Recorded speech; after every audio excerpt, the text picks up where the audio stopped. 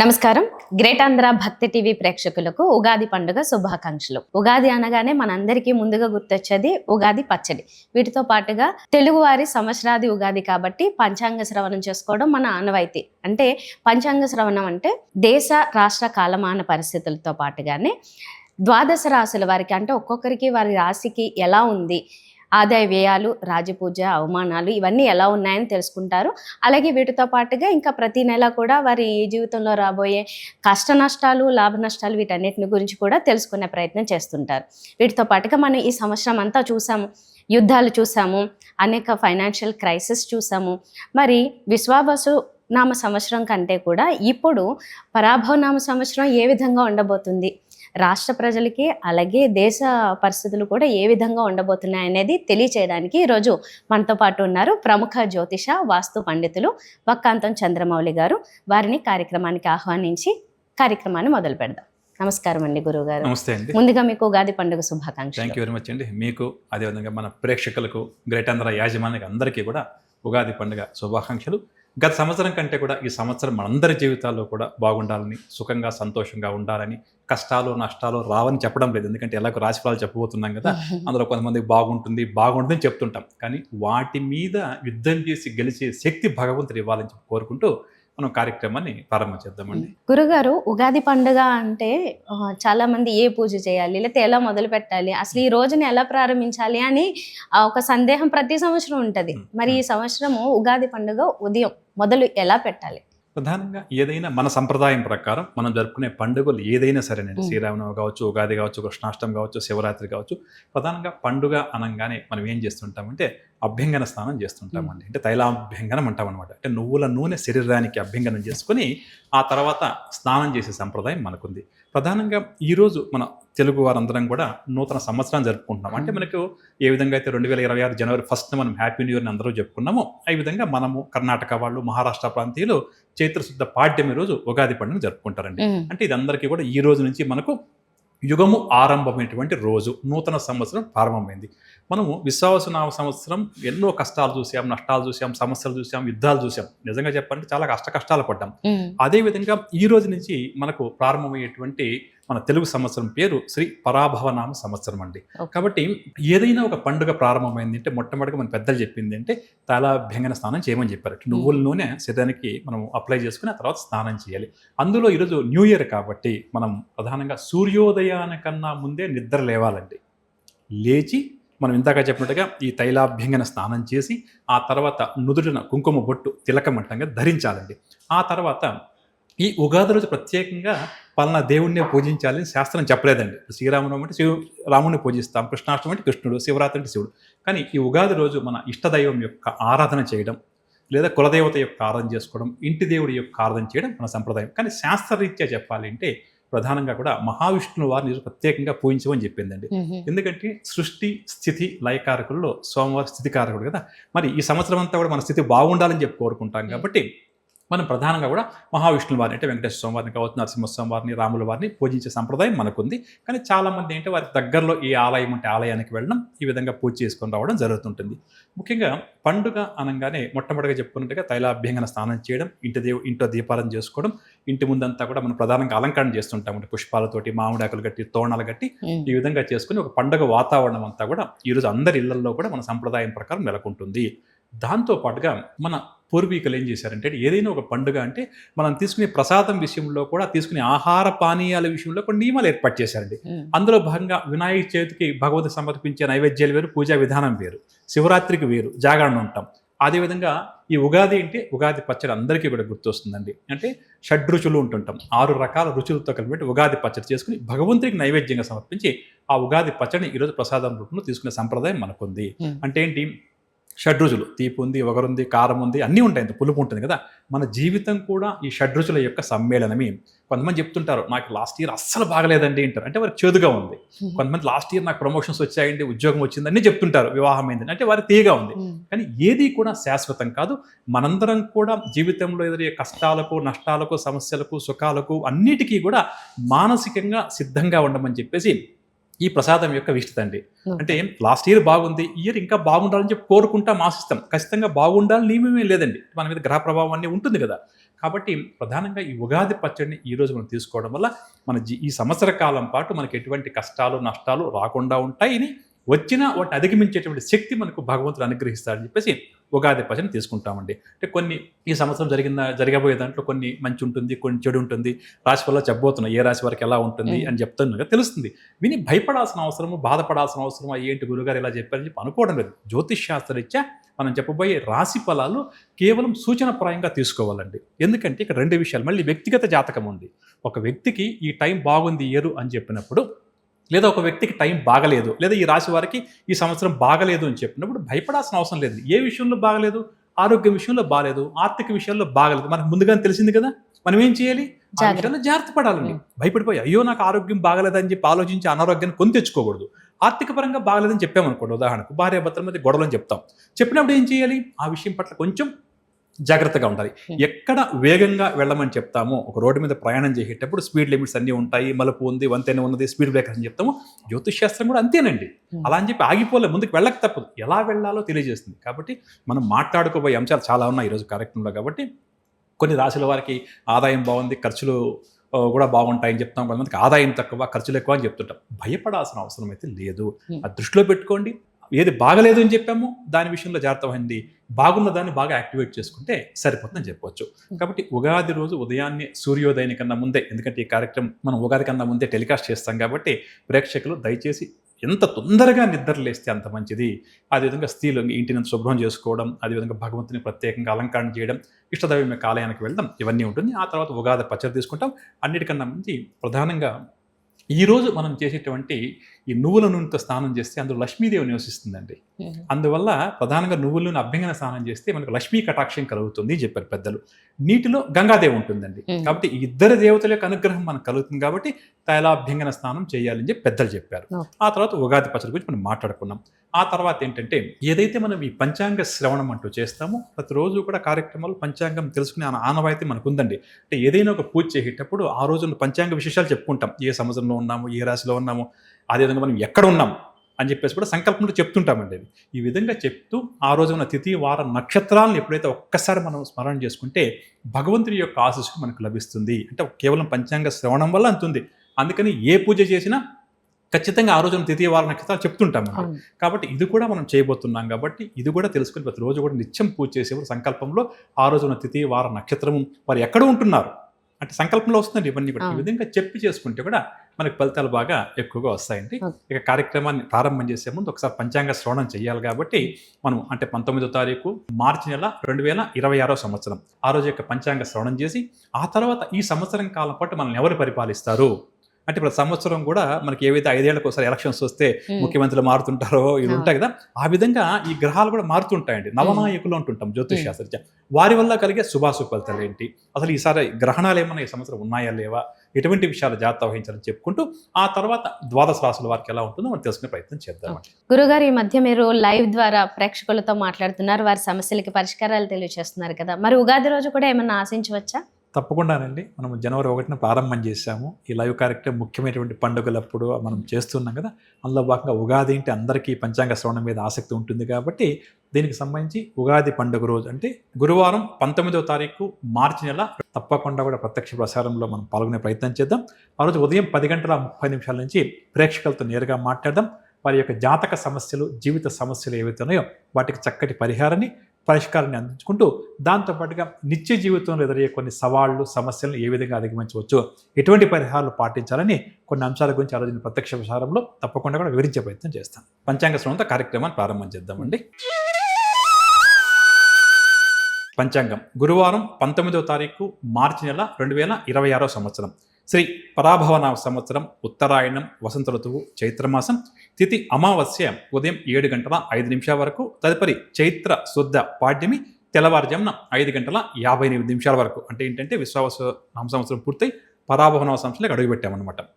ఇక నక్షత్రం ఉత్తరాభద్ర తెల్లవారుజామున 5:12 వరకు, అంటే తెల్లవారితే శుక్రవారం అనగా. తదుపరి రేవతి వర్జ్యం పగలు 2:56 నుంచి 4:31 వరకు, దుర్ముహూర్తం ఉదయం 10:09 నుంచి 10:57 వరకు, తదుపరి దుర్ముహూర్తం పగలు 2:56 నుంచి 3:44 వరకు, రాహుకాలం పగలు 1:30 నుంచి 3 గంటల వరకు, యమగండం ఉదయం 6 గంటల నుంచి 7:30 వరకు. ఇక ఈరోజు విశేష విషయానికి వస్తే ఈరోజు ఉగాది పండుగ, అదేవిధంగా వసంత నవరాత్రులు ఈ రోజు నుంచి పాడ్యం నుంచి నవమి దాకా వసంత నవరాత్రులు మనం జరుపుకుంటాం. ఏ విధంగా అయితే మనం ఆశ్వేజ మాసంలో జరుపుకుంటాం, ఆ విధంగా చాలా మంది నవరాత్రులు ప్రత్యేకంగా కూడా ఒక్కొక్క రోజు ఒక్కొక్క దేవుడిని పూజించే సంప్రదాయం కూడా ఉంది. ఈ రోజు నుంచి ప్రారంభం అయింది అని చెప్పవచ్చు. గురుగారు, మీరు ఇందాక అమావాస్య ఉదయం 7:10 వరకేమో ఉంటుందన్నారు కదా, మరి పాడ్యమి రోజు కదా ఉగాది పండుగ చేసుకోవాలి, ఇది ఏ రోజు చేసుకోవాలి కరెక్ట్ గా అనేది మళ్ళీ సందేహం మొదలవుతుంది. ఈ మధ్య చాలా మందికి ఈ సందేహం ఈ పరాభవన సంవత్సరంలో ఉగాది పండుగ గురించి రావడం జరిగింది. చాలా మంది మమ్మల్ని కూడా అడుగుతున్నారండి. ప్రధానంగా చైత్ర మాసంలో శుద్ధ పాడ్యమి తిథి ఉన్న రోజు మనం ఉగాది పండుగను జరుపుకోవాలి. కానీ ఇందాక పంచాంగంలో నేను ఏమని చెప్పాను, ఉదయం 7:05 వరకు అమావాస్య వస్తుంది, ఆ తర్వాత మనకు పాడ్యం వస్తూ ఉంది. అంటే విశ్వావసునామ సంవత్సరము అది అమావాస్య తిథి అంతవరకు ఉందని చెప్పాం కదా. మరి పండుగ ఈ రోజు ఎందుకు జరుపుకోవాలి అన్న విషయానికి వచ్చినప్పుడు, అదేవిధంగా పంచాంగంలో మనం ఒకసారి పరిశీలన చేస్తే అంటే శాస్త్రం ఏం చెప్పింది అన్న విషయానికి వస్తేనండి, ఏదైనా ఈ పాడ్యమి తిథి మనం ఉగాది ప్రారంభం చేసేటప్పుడు ఒకవేళ 2 రోజులు వచ్చిందని చెప్పి అనుకుందాం. మామూలుగా ఏంటంటే మన సంప్రదాయం ప్రకారం జ్యోతిష్ శాస్త్ర ప్రకారం అంటే సూర్యోదయం అప్పుడు ఏ తిథి ఉంటుందో అదే ప్రాధాన్యత ఇవ్వాలి. ఇక్కడ ఏమైంది, 7:05 కంటే అప్పటికే సూర్యోదయం అయిపోయింది. 7:05 దాకా మనకి ఏముంది, అమావాస్య తిథి ఉంది కదా. మరి ఈ పాడ్యమి తిథి 7:06 ప్రారంభమై ఎంతవరకు ఉందని చెప్పుకున్నాం, ఇందాక చూడండి పంచాంగాలు చెప్పుకున్నాం. అది మరుసటి రోజు ఉదయాన తెల్లవారుజామున 5:58 వరకు ఉందండి. అంటే అప్పుడు సూర్యోదయం అప్పుడు లేదు, ఇంకా తిథి లేదు. అందుకని ఈ విధంగా ఎప్పుడైనా వచ్చినప్పుడు అంటే సూర్యోదయం తర్వాత పాడ్యమి తిథి ప్రారంభమయ్యి మరుసటి రోజు సూర్యోదయానికన్నా ముందే పాడ్యం తిథి కానీ రాకపోతే, అంటే ఉదయం 5:50 కాబట్టి సూర్యోదయం అవదండి. అటువంటిప్పుడు ఖచ్చితంగా కూడా మొదటి రోజు చేసుకోమని శాస్త్రం చెప్పింది. ఒకవేళ రేపు పాడ్యం తిథి మనకు అంటే 20వ తారీఖున పాడ్యం తిథి సూర్యోదయం అప్పుడు అంటే పండుగ రేపు జరుపుకుంటామండి, శుక్రవారం జరుపుకుంటాం. కాబట్టి చాలా మంది అనుకుంటారు ఇక్కడ అమావాస్య ఉంది కదా, కానీ ఇక్కడ ఉగాది పండుగ కాబట్టి వేకువజామున నిద్రలేచి మనం ఇందాక చెప్పిన పండుగ కార్యక్రమాలన్నీ కూడా యథావిధిగా ప్రారంభం చేసుకోవడం మంచిదండి. ఏ పండుగకైనా ఇంచుమించుగా ఇప్పుడు మీరు చెప్పింది ఫాలో అయితే సరిపోతుంది. చాలా పండుగలు అంటే కొన్ని కృష్ణాష్టమి విషయంలో అక్కడక్కడ కొంత మనం చూస్తుంటాము. జనరల్ గా ఏంటంటే మనము ఆ సూర్యోదయం అప్పుడు ఏ తిథి అయితే ఉంటుందో ఆ రోజు ఆ తిథిగానే భావన చేస్తాం. తాత్కాలికంగా ఇంకో తిథి వస్తుంది, కానీ కొన్ని పండుగల విషయాల్లో కృష్ణాష్టమి ఎప్పుడు జరుపుకోవాలి, శ్రీరామనవమి ఎప్పుడు జరుపుకోవాలని చెప్పేసి అది మన శాస్త్ర ప్రామాణికంగా ఉంటుంది కాబట్టి దాని ప్రకారంగా జరుపుకుంటామండి. ఇది మీకు క్లారిఫై అయింది కదండి. అమావాస్య ఉదయం దాకా ఉంది, ఆ తర్వాత పాడ్యమి కదా, మరి సూర్యోదయం ఎప్పుడు ఇదే ఉంది కాబట్టి దీన్ని మనం ఉగాది పండుగను గురువారం రోజు జరుపుకోవాల్సి వస్తుంది అన్నమాట. గురుగారు, మరి పరాభవనామ సంవత్సరం ఎలా ఉంటుంది? ఎందుకంటే పోయినసారి ఎన్నో ఒడిదుడుకులు చూసారు, దేశంలో కావచ్చు, ప్రపంచంలో కావచ్చు, రాష్ట్రంలో కావచ్చు. ఈ సంవత్సరం ఎలా ఉండబోతుంది, దేశ కాలమాన పరిస్థితులు? తప్పకుండా వివరిస్తానండి. జ్యోతిష్ శాస్త్రరీత్యా చాంద్రమానం ప్రకారం ఈ సంవత్సరాన్ని శ్రీ పరాభవ నామ సంవత్సరంగా మనం వ్యవహరిస్తాం. దీన్ని పరాభవం అంటే అవమానం అండి, పేరే మనకు కొద్దిగా ఇబ్బందికరంగా ఉంది చెప్పొచ్చు.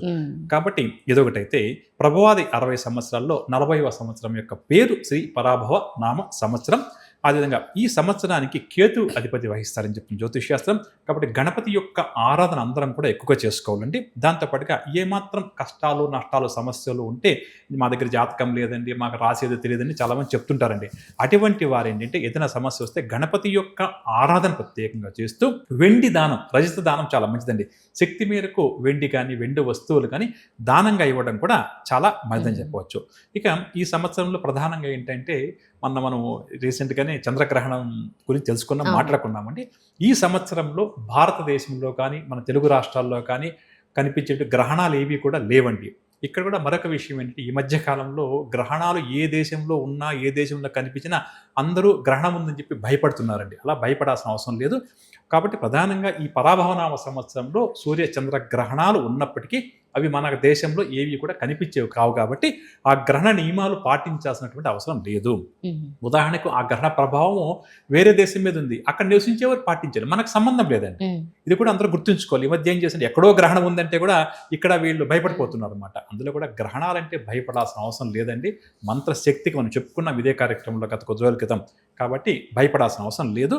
ఇక అదేవిధంగా ఈ సంవత్సరం ప్రధానంగా మనకు పుష్కరం కూడా ప్రతి సంవత్సరం కూడా గురువు ఒక రాశి నుంచి మరొక రాశికి మారే సమయంలో మనకు పుష్కరం ప్రారంభమవుతుంటుంది.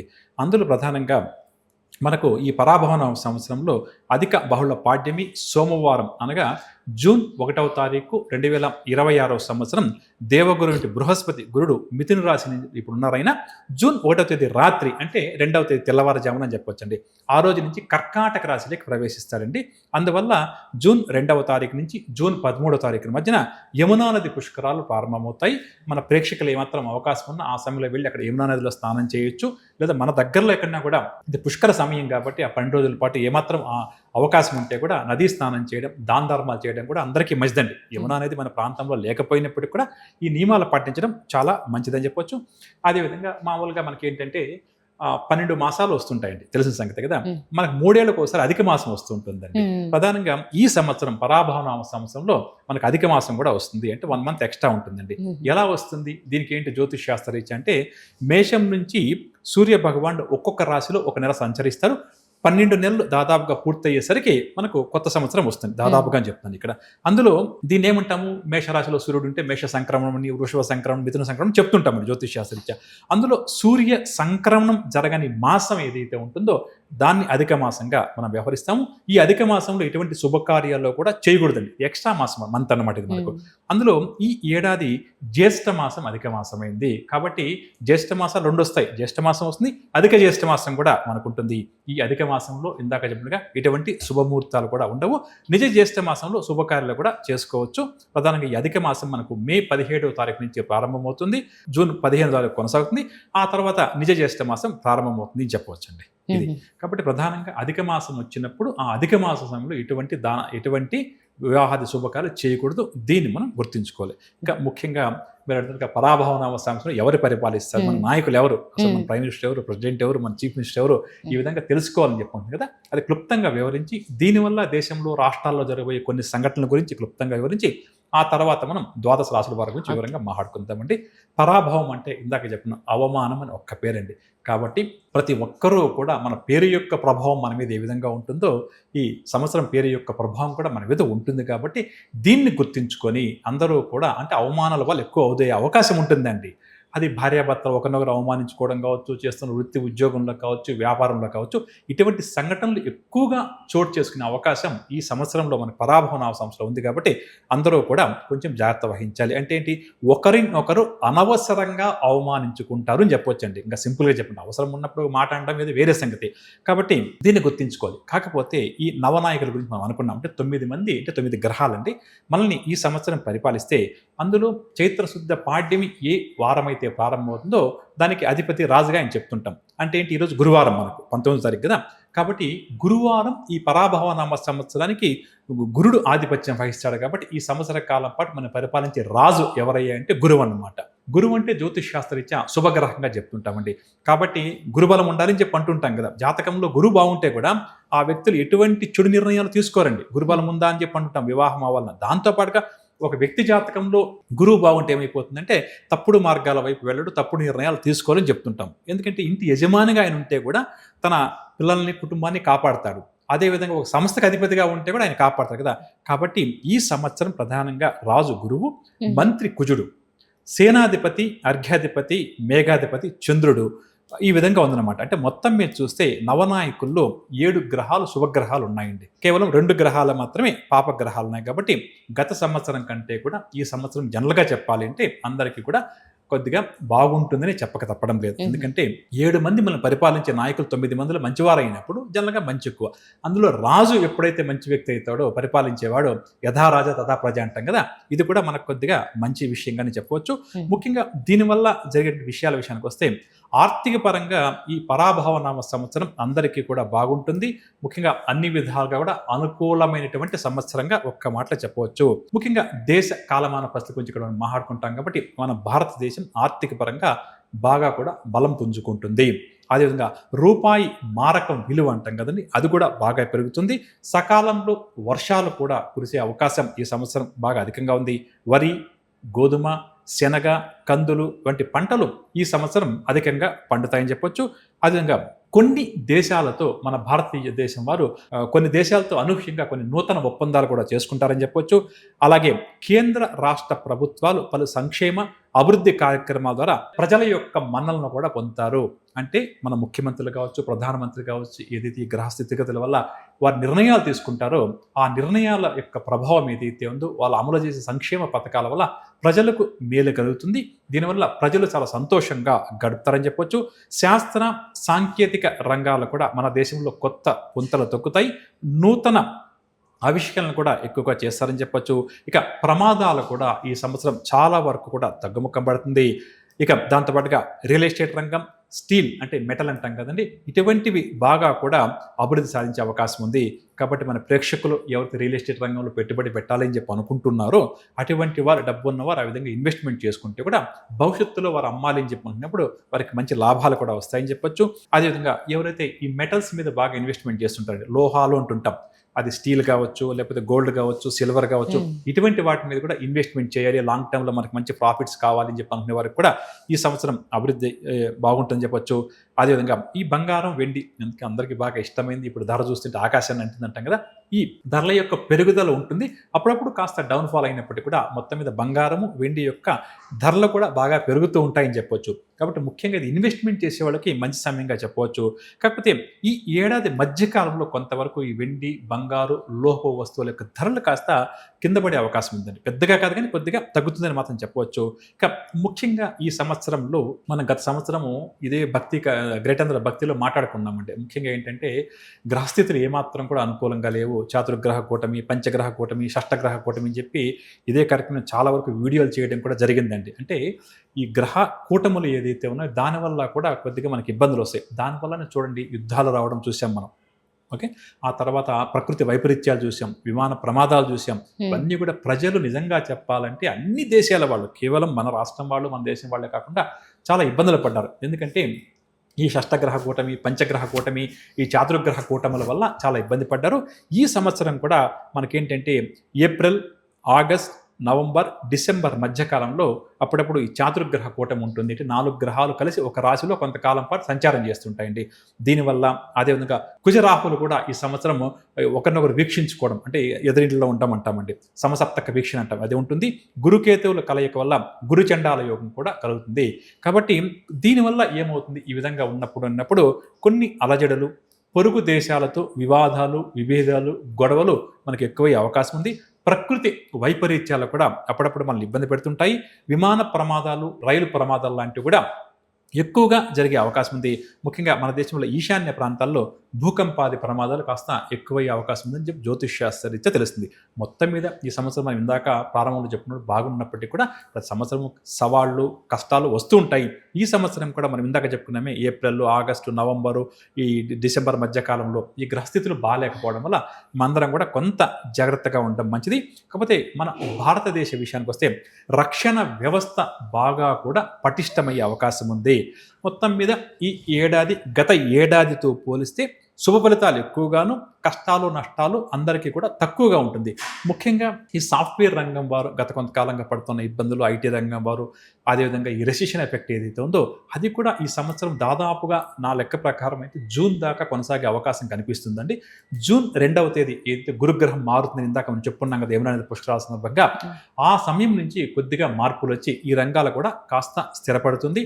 ఏదైతే ఉద్యోగం లేని సమస్యతో ఎక్కువ మంది బాధపడుతున్నారో అటువంటి వారికి, ఇంకా రాసుల ప్రకారం ఎలాగో మహాడుకోబోతున్నామంటే నేను జనరల్గా రౌండప్ చెప్తున్నాను కాబట్టి అటువంటి వారికి మంచి ఉద్యోగాలు రావడం, అదేవిధంగా రియల్ ఎస్టేట్లో గతంలో పెట్టిన పెట్టుబడులు ఎవరైతే పెట్టారో అటువంటి వారికి ఈ సంవత్సరం కొంచెం లాభాలు వచ్చే అవకాశం కూడా అధికంగా ఉంది. ముఖ్యంగా ఈ నవనాయక ఫలాలు ఉంటామంటే ఇది కొంచెం క్లుప్తంగా మనం మాట్లాడుకుని రాశి ఫలాలకు వెళ్ళిపోతామండి. ఇందాక చెప్తున్నాం రాజు ఎవరయ్యా అంటే గురువు.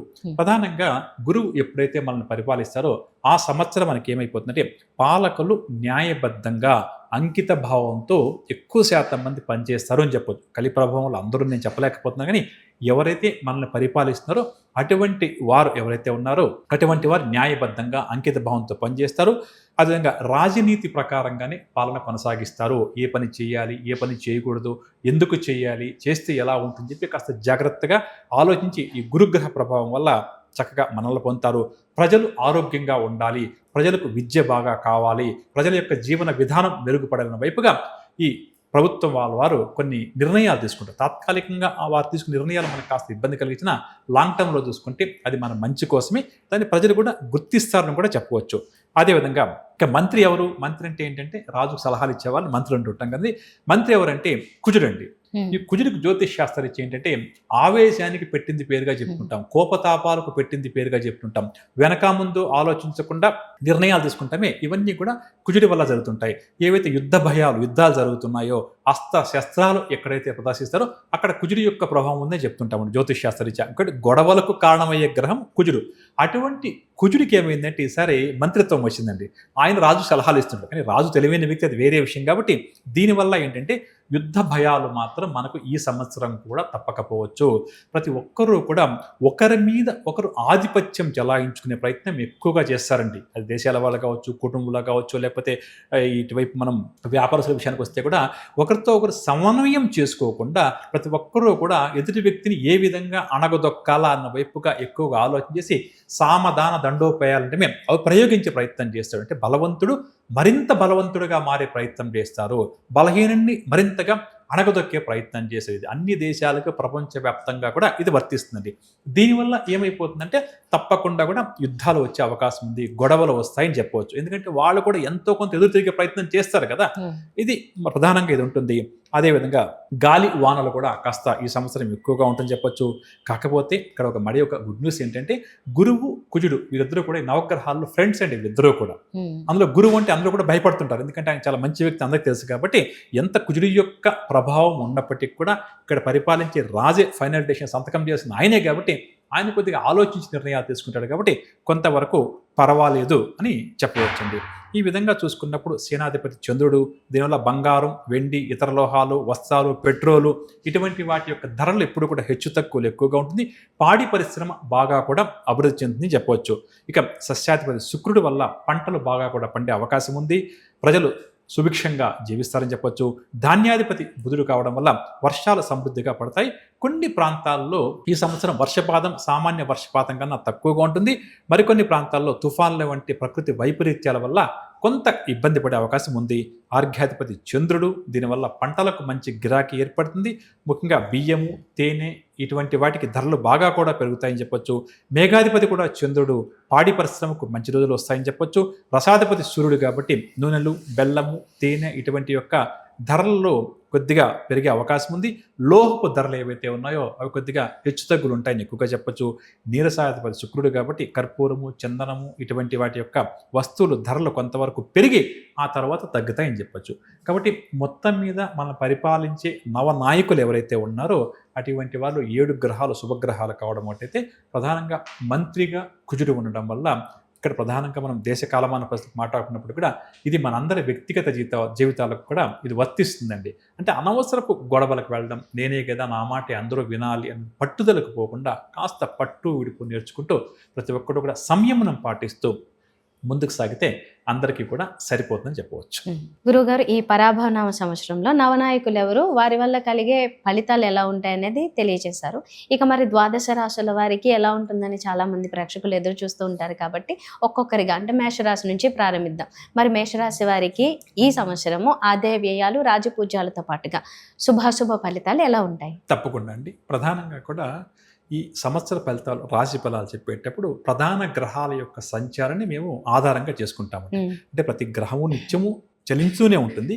కాకపోతే ఇక్కడ ప్రధాన గ్రహాలను గురించి మనం వివరణ తీసుకుంటాం అనమాట. ఏంటంటే ఒకటి మొట్టమొదటిగా గురుగ్రహం యొక్క సంచారాన్ని చూస్తాము, ఆ తర్వాత శనిగ్రహం యొక్క సంచారాన్ని, ఆ తర్వాత రాహుకేతుల యొక్క సంచార ప్రభావాన్ని ఎక్కువ గమనిస్తూ దాంతోపాటుగా మనం ఇందాక చెప్పుకున్నాం చాతుర్గ్రహ కూటమి ఉందని చెప్పుకున్నాము, అదేవిధంగా గురుచండాల యోగం చెప్పుకున్నాము. ఇవన్నీ కూడా ఉన్నాయి కాబట్టి వీటన్నిటిని క్రోడీకరించి చెప్తున్నాను. ఇక్కడ ప్రధానంగా ఏంటంటే ఈ సంవత్సరం ఒక్కసారి ముఖ్యంగా అందరికీ అర్థం అవ్వడం కోసం ప్రధాన గ్రహాల యొక్క సంచారం ఒక్కసారి ఇక్కడ నేను క్లుప్తంగా వివరిస్తానండి. ప్రధానంగా ఈ ఏడాది ప్రధాన గ్రహాలైనటువంటి గురువు, శని, రాహుకేతుల యొక్క సంచారం ఒకసారి చూస్తే జూన్ 1వ తేదీ వరకు గురుగ్రహము మిథున రాశిలో ఆయన యొక్క సంచారం కొనసాగుతుంది. ఆ తర్వాత అంటే జూన్ 2వ తేదీ నుంచి కర్కాటక రాశిలోకి ఆయన యొక్క సంచారం ప్రారంభమవుతుంది. అదేవిధంగా అక్టోబర్ 31వ తేదీ నుంచి ఆయన సింహరాశిలోకి ప్రవేశించి ఒక్కరిగతిన 2027 సంవత్సరం జూన్ 24వ తేదీ వరకు అదే రాశిలో ఆయన యొక్క సంచారం కొనసాగుతుంది. అనంతరం అంటే జూన్ 25 నుంచి మళ్ళీ కర్కాటక రాశిలోకి ప్రవేశిస్తారు. అంటే ప్రస్తుతం గురుగ్రహం మిథున రాశిలో సంచరిస్తున్నారు. ఆ తర్వాత కర్కాటక రాశిలోకి వెళ్తారు. ఆ తర్వాత వక్రగతిన సింహరాశిలోకి వెళ్ళి మళ్ళీ కూడా ఆయన కర్కాటక రాశిలోకి ఆయన యొక్క సంచారం ప్రారంభమవుతుంది. అంటే గురుగ్రహం 3 రాశుల్లో ఆయన యొక్క సంచారం కొనసాగుతుంది. జ్యోతిష్ శాస్త్రరీత్యా ఈ విధంగా గురుగ్రహం 3 రాశుల యొక్క సంచారం అందరికీ కూడా అంత మంచిది కాదని చెప్పవచ్చు. ఆ తర్వాత శనిగ్రహం విషయానికి వస్తే ఒక్కొక్క రాశిలో శని దాదాపు కూడా 2.5 సంవత్సరాల పాటు సంచరిస్తారు. గురుగ్రహం 1 year ఉంటుంది ఒక్కొక్క రాశిలో.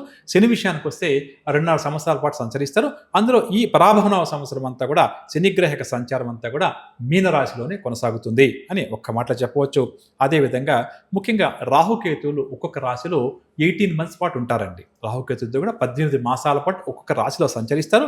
అందులో ప్రస్తుతం చూసుకుంటే డిసెంబర్ 5వ తేదీ వరకు కుంభ సింహరాశుల్లో వారి యొక్క సంచారం యథావిధిగా కొనసాగుతుంది.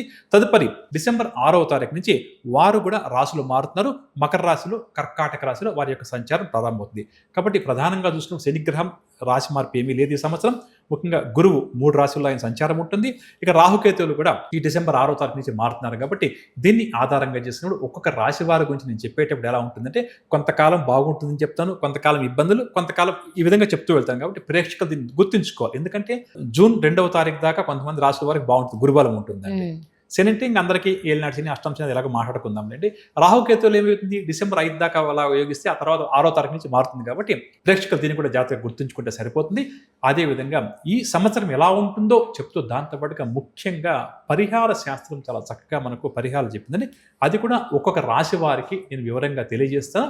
దాన్ని నోట్ చేసుకుని పెట్టుకుని దాన్ని చేస్తూ ఉంటే కూడా ఈ గ్రహాల యొక్క చెడు ప్రభావం ఏదైనా ఉంటే కూడా తగ్గించుకోవడానికి, మంచి గ్రహాల యొక్క ప్రభావం పెంచుకోవడానికి ఈ పరిహారాలు చక్కగా కూడా ఉపయోగపడతాయండి. ఇక మొట్టమొదటిగా మేషరాశి వారు ఆసక్తిగా ఎదురు చూస్తున్నారు కాబట్టి మేషరాశి వారితో మనం ప్రారంభించేద్దాం.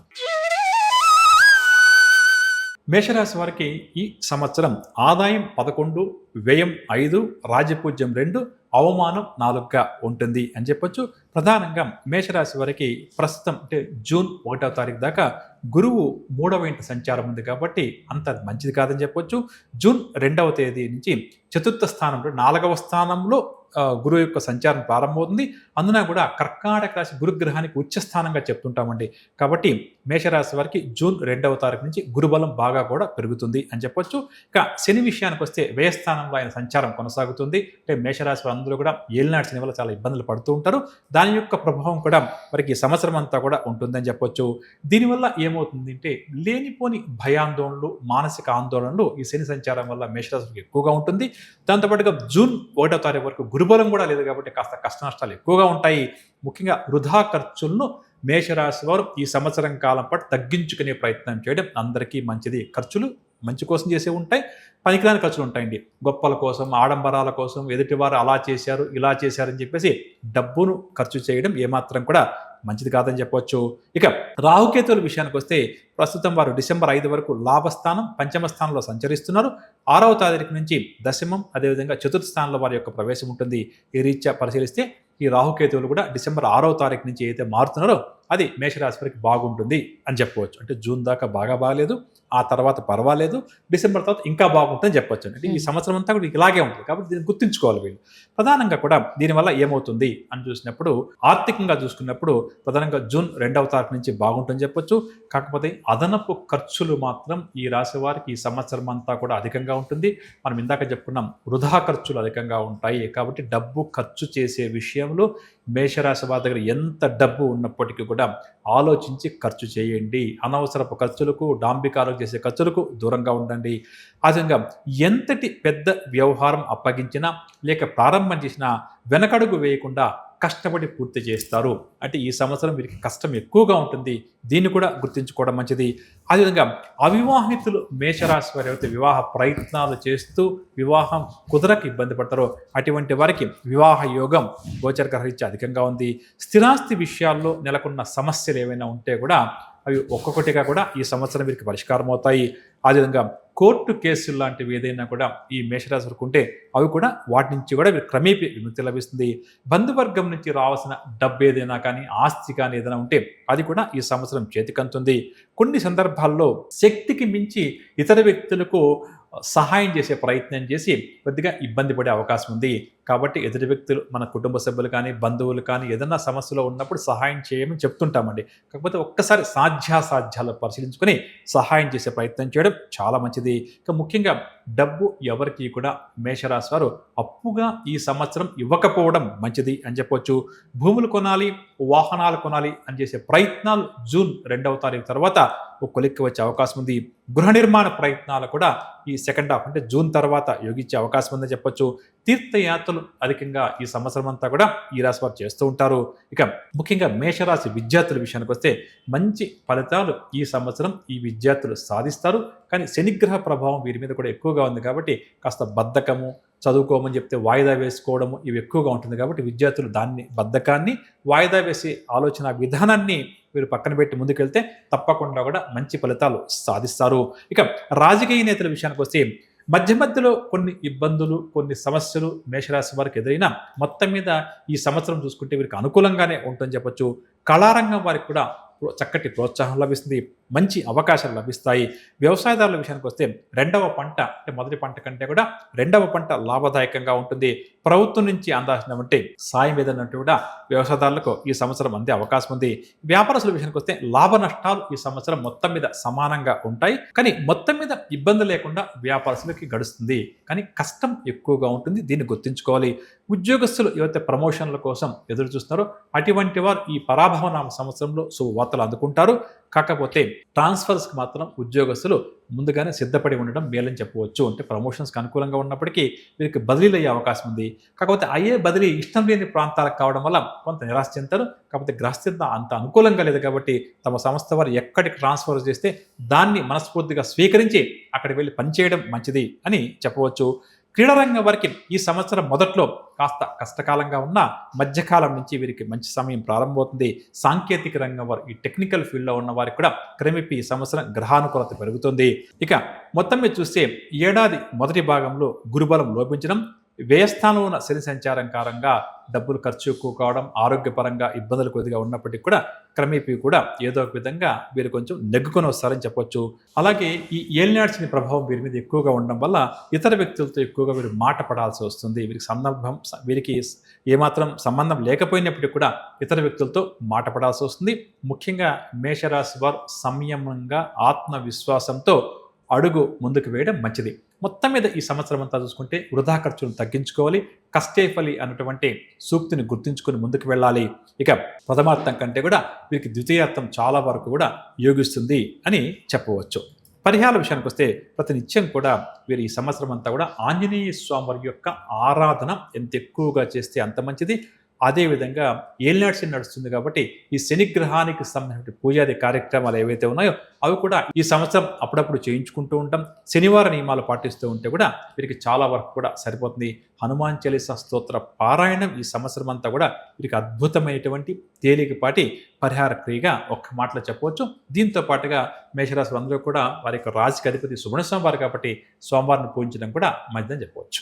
గురుగారు చాలా చక్కగా అర్థమయ్యేలా వివరించారు. మరి వృషభ రాశి వారికి ఈ సంవత్సరం అంతా ఆదాయ వ్యయాలు అలాగే రాజపూజ అవమానాలతో పాటుగా ఎటువంటి ఫలితాలు ఉంటాయో తెలియజేస్తారా? వృషభ రాశి వారి విషయానికి వస్తే శ్రీ పరాభవనామ సంవత్సరంలో ఆదాయం 5, వ్యయం 14, రాజపూజ్యం 5, అవమానం 4గా ఉంటుంది. ప్రధానంగా వీరికి గురుబలం బాగా ఈ సంవత్సరం అంతా కూడా ఒక్క మాటలో చెప్పాలంటే బాగుంది. అంటే జూన్ 1 వరకు రెండవ వెంట గురుగ్రహ సంచారం కావచ్చు, ఆ తర్వాత జూన్ 2 నుంచి తృతీయ మందు ఉచ్చస్థానంలో గురు యొక్క సంచారం కాబట్టి మొత్తం మీద గురుగ్రహం సంచారం అంటే గురుబలం వీరికి బాగానే ఉంది. ఇక శని విషయానికి వస్తే లాభస్థానంలో శనిగ్రహ సంచారం విశేషంగా యోగిస్తారు కాబట్టి వీరికి ఈ సంవత్సరం అంతా కూడా శని బలం బాగుంటుంది. డిసెంబర్ 5 వరకు రాహుకేతువులు దశమ చతుర్థ స్థానాల్లోనూ తదుపరి భాగ్య తృతీయ స్థానాల్లో సంచారం కూడా చాలా వరకు కూడా అనుకూలంగా ఉంది. అంటే ఒక్క మాట చెప్పాలంటే వృషభ రాశి వారికి ఈ సంవత్సరం ప్రధాన గ్రహ సంచారాల యొక్క ప్రభావం చాలా వరకు కూడా వీరికి శుభఫలితాలను ఎక్కువగా ఇస్తుంది అని చెప్పవచ్చండి. ఇక ప్రధానంగా కూడా వీరికి ఈ సంవత్సరం మధ్య మధ్యలో చిన్న చిన్న ఆటంకాలు సమస్యలు ఎదురవుతూ ఉంటాయి. కానీ మొత్తం మీద ఈ సంవత్సరం వృషభ రాశి వారికి శుభ ఫలితాలు ఎక్కువగా, అశుభ ఫలితాలు చాలా తక్కువగా ఉంటాయి అని చెప్పొచ్చు. ఆర్థికంగా అప్పుడప్పుడు కొన్ని సమస్యలు కాస్త ఆర్థికంగా ఇబ్బంది అనిపించినా ఏదో ఒక విధంగా వీరు తట్టుకొని నిలబడతారు అని చెప్పవచ్చు. అదేవిధంగా కొన్ని సందర్భాల్లో ఆర్థిక పరంగా వీరు అప్పులు కూడా చేయాల్సి వస్తుంది. అంటే అది మంచి పనుల కోసం చేసేదే కాబట్టి పెద్దగా పట్టించుకోవాల్సిన అవసరం లేదు. కానీ కాకపోతే ఏంటంటే ఖర్చులు కొద్దిగా ఉండడం, అనుకోకుండా ఖర్చులు రావడం, కొన్ని సందర్భాల్లో వివాహాది శుభకార్యాలు లాంటి కోసం కూడా వీరు డబ్బు ఖర్చు పెట్టాల్సి వస్తుంది. కాబట్టి రుణాలు కూడా చేయాల్సి వస్తుంది. కాకపోతే మంచి పని కోసం చేసే రుణం కాబట్టి పెద్దగా దాని గురించి ఏం భయపడాల్సిన అవసరం లేదు. కొన్ని సందర్భాల్లో గతంలో స్థిరాస్తులు ఏవైతే కొనుక్కొని పెట్టుకున్నారో అటువంటి వాటిని విక్రయిస్తారు. అందులో కూడా వీరు ఆశించిన దానికన్నా కూడా ఆ స్థిరాస్తి విక్రయాల్లో మంచి లాభాలు కూడా చేతికంతాయి అని చెప్పొచ్చు. అదేవిధంగా జూన్ 2వ తారీఖు నుంచి సోదరీమణులతో ఏదైనా గొడవలు కానీ, సమస్యలు కానీ, మనస్పర్ధ లాంటివి ఉంటే అవన్నీ కూడా తొలగిపోతుంది. అదేవిధంగా వారి నుంచి ఊహించేటువంటి సాయం కూడా వీరు అందుకుంటారు అని చెప్పవచ్చు. ముఖ్యంగా ఈ శని జాతకంలో వీరికి బాగా యోగించే స్థానంలో, లాభస్థానంలో ఉండడం వల్ల 10 మందితో కూడా స్నేహ సంబంధాలు బాగా కూడా మెరుగుపడతాయి. గొడవలు ఏమన్నా ఉంటే కూడా క్రమేపీ కూడా తగ్గుతాయని చెప్పవచ్చు. అదేవిధంగా దీర్ఘకాలిక అనారోగ్య రుగ్మతలతో ఎవరైతే బాధపడుతున్నారో ఈ సంవత్సరం వారు అనారోగ్య సమస్య నుంచి బయటపడతారు. ఆరోగ్యం కూడా గతం కంటే కూడా మెరుగ్గా ఉంటుందని చెప్పొచ్చు. కాకపోతే జూలై, డిసెంబర్ మధ్యన శని వక్రగ్రహతి ఉంటుందండి, వక్ర సంచారం ఉంటుంది. ఆ సందర్భంలో, ఆ సమయంలో ముఖ్యంగా చెప్పాలంటే ఆరోగ్యం పట్ల కాస్త శ్రద్ధ వహించడం మంచిదని చెప్పవచ్చు. అదేవిధంగా అదే సమయంలో అంటే జూలై నుంచి డిసెంబర్ మధ్య వీరికి ఇష్టమైన వ్యక్తులతో కొద్దిగా అవరోధాలు, ఆటంకాలు కూడా ఏర్పడే అవకాశం అధికంగా ఉంది. ప్రధానంగా సహనంగా మెలగడమే వీరికి ఆ సమయంలో చాలా మంచి పరిహారంగా చెప్పవచ్చు. ఇక ఈ సంవత్సరం వీరు తీసుకునేటువంటి నిర్ణయాలు కుటుంబ సభ్యులందరికీ కూడా ఆమోదయోగ్యంగా ఉంటాయని చెప్పొచ్చు. గతంలో ఎవరైతే కొంతమంది వ్యక్తులు, కొలీగ్స్ కావచ్చు, రిలేటివ్స్ కావచ్చు, ఎవరిని కూడా వీరిని పనిగట్టుకొని వ్యతిరేకించారో, వీరిని ఇబ్బంది పెట్టారో అటువంటి వారితో వీరికి మళ్ళీ కూడా స్నేహం ఏర్పడుతుంది. అంటే రిలేషన్షిప్స్ బాగా కూడా వీరికి డెవలప్ అవుతుంది అని చెప్పొచ్చు. ఇక గృహ నిర్మాణం లేదా గృహ కొనుగోలు ప్రయత్నాలు ఎవరైతే ఈ రాశి వారు చేస్తారో అవన్నీ కూడా ద్వితీయార్థంలో వీరికి సానుకూలమవుతుంది.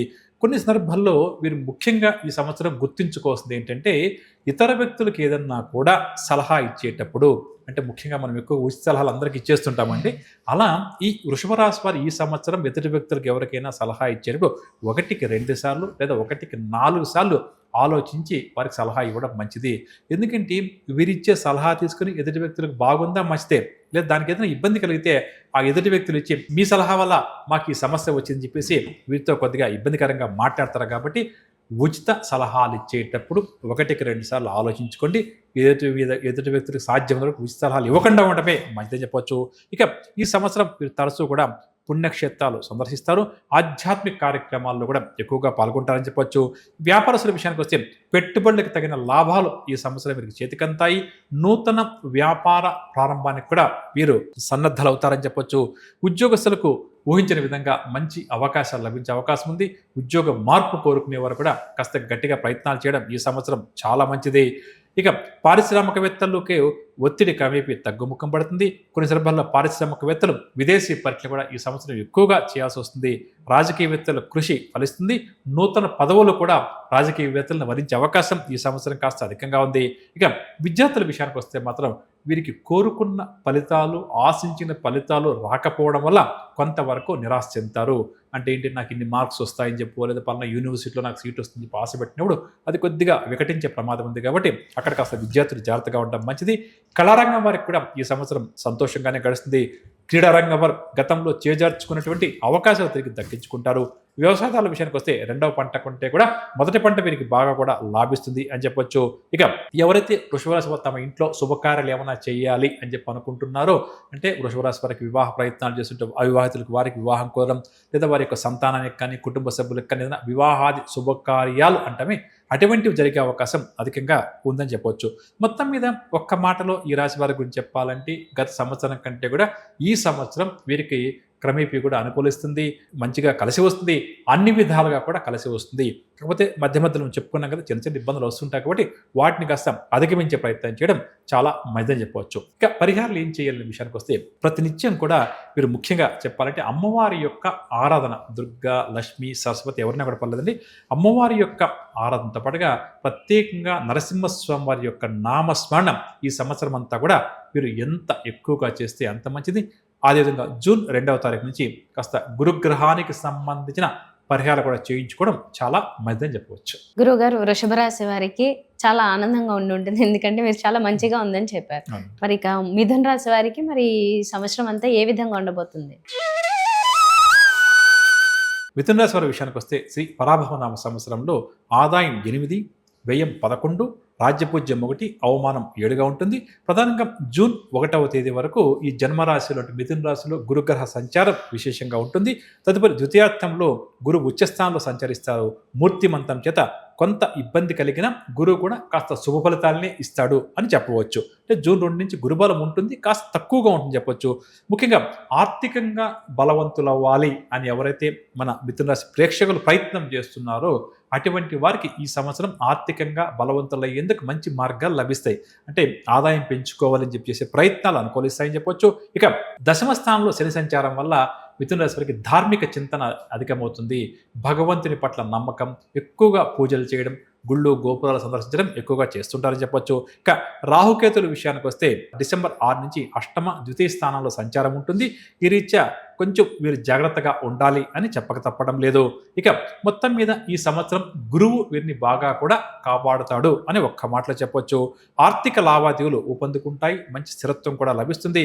రుణ బాధలు ఎవరికైతే బాగా అధికంగా ఉందో అటువంటి వారు కాస్త గట్టిగా ప్రయత్నం చేసుకుంటే రుణ బాధలు చాలా వరకు కూడా తగ్గే అవకాశం ఉంది. అంటే అప్పులు తీర్చగలుగుతారు, ఆదాయం పెంచుకోగలుగుతారని చెప్పొచ్చు. ఇక ఎవరైతే వాహనం కొనాలి, ఖరీదైన ఆభరణాలు కొనాలి అని చెప్పి అనుకుంటారో అటువంటి వారికి చక్కగా యోగిస్తుంది. మంచి పేరు ప్రతిష్టలు కూడా ఈ సంవత్సరం వీరికి లభించే అవకాశం ఉంది.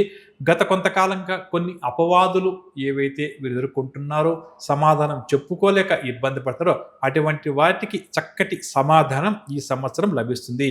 కాబట్టి ఈ నీలాపనిందలు అపనిందల నుంచి మిథున రాశి వారు ఈ సంవత్సరం బయటపడతారు.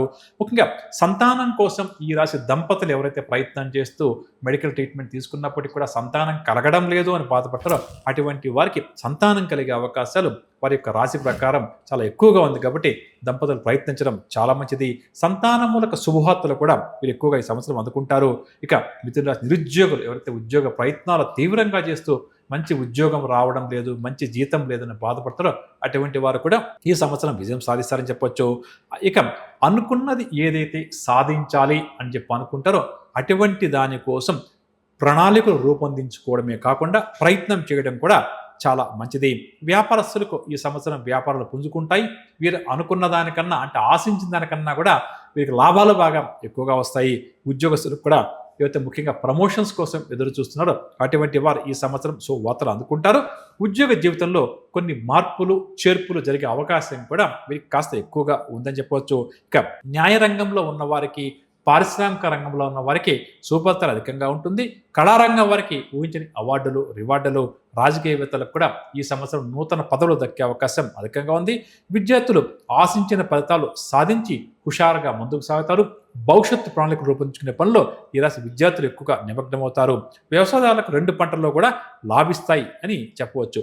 కాకపోతే డిసెంబర్ 5వ తేదీ నుంచి అష్టమంలో రాహువు, కుటుంబ స్థానంలో కేతుగ్రహ సంచారం ఏదైతే ఉందో అది అంత మంచిది కాదు. కాబట్టి డిసెంబర్ 6 నుంచి వీరు ఎంత జాగ్రత్త వస్తే అంత మంచిది. ముఖ్యంగా ఆరోగ్య సమస్యలు ఎదురయ్యే అవకాశం అధికంగా ఉంది. కాబట్టి వైద్య పరీక్షలు చేయించుకోవడం, వైద్యుని కలుస్తూ ఉండడం చాలా మంచిది. దాంతోపాటుగా ఎవరైతే ఈ వెహికల్ డ్రైవింగ్ బాగా ఎక్కువగా చేస్తుంటారో వారు వృత్తిరీత్యా కావచ్చు, ఏదైనా కూడా కావచ్చు, అటువంటి వారు ముఖ్యంగా వాహనం నడిపేటప్పుడు డిసెంబర్ 5వ తారీఖు తర్వాత నుంచి కాస్త జాగ్రత్తగా ఉండాలి. మానసిక అశాంతి కూడా ఈ రాహుకేతుల సంచారం వల్ల ప్రారంభమవుతుంది.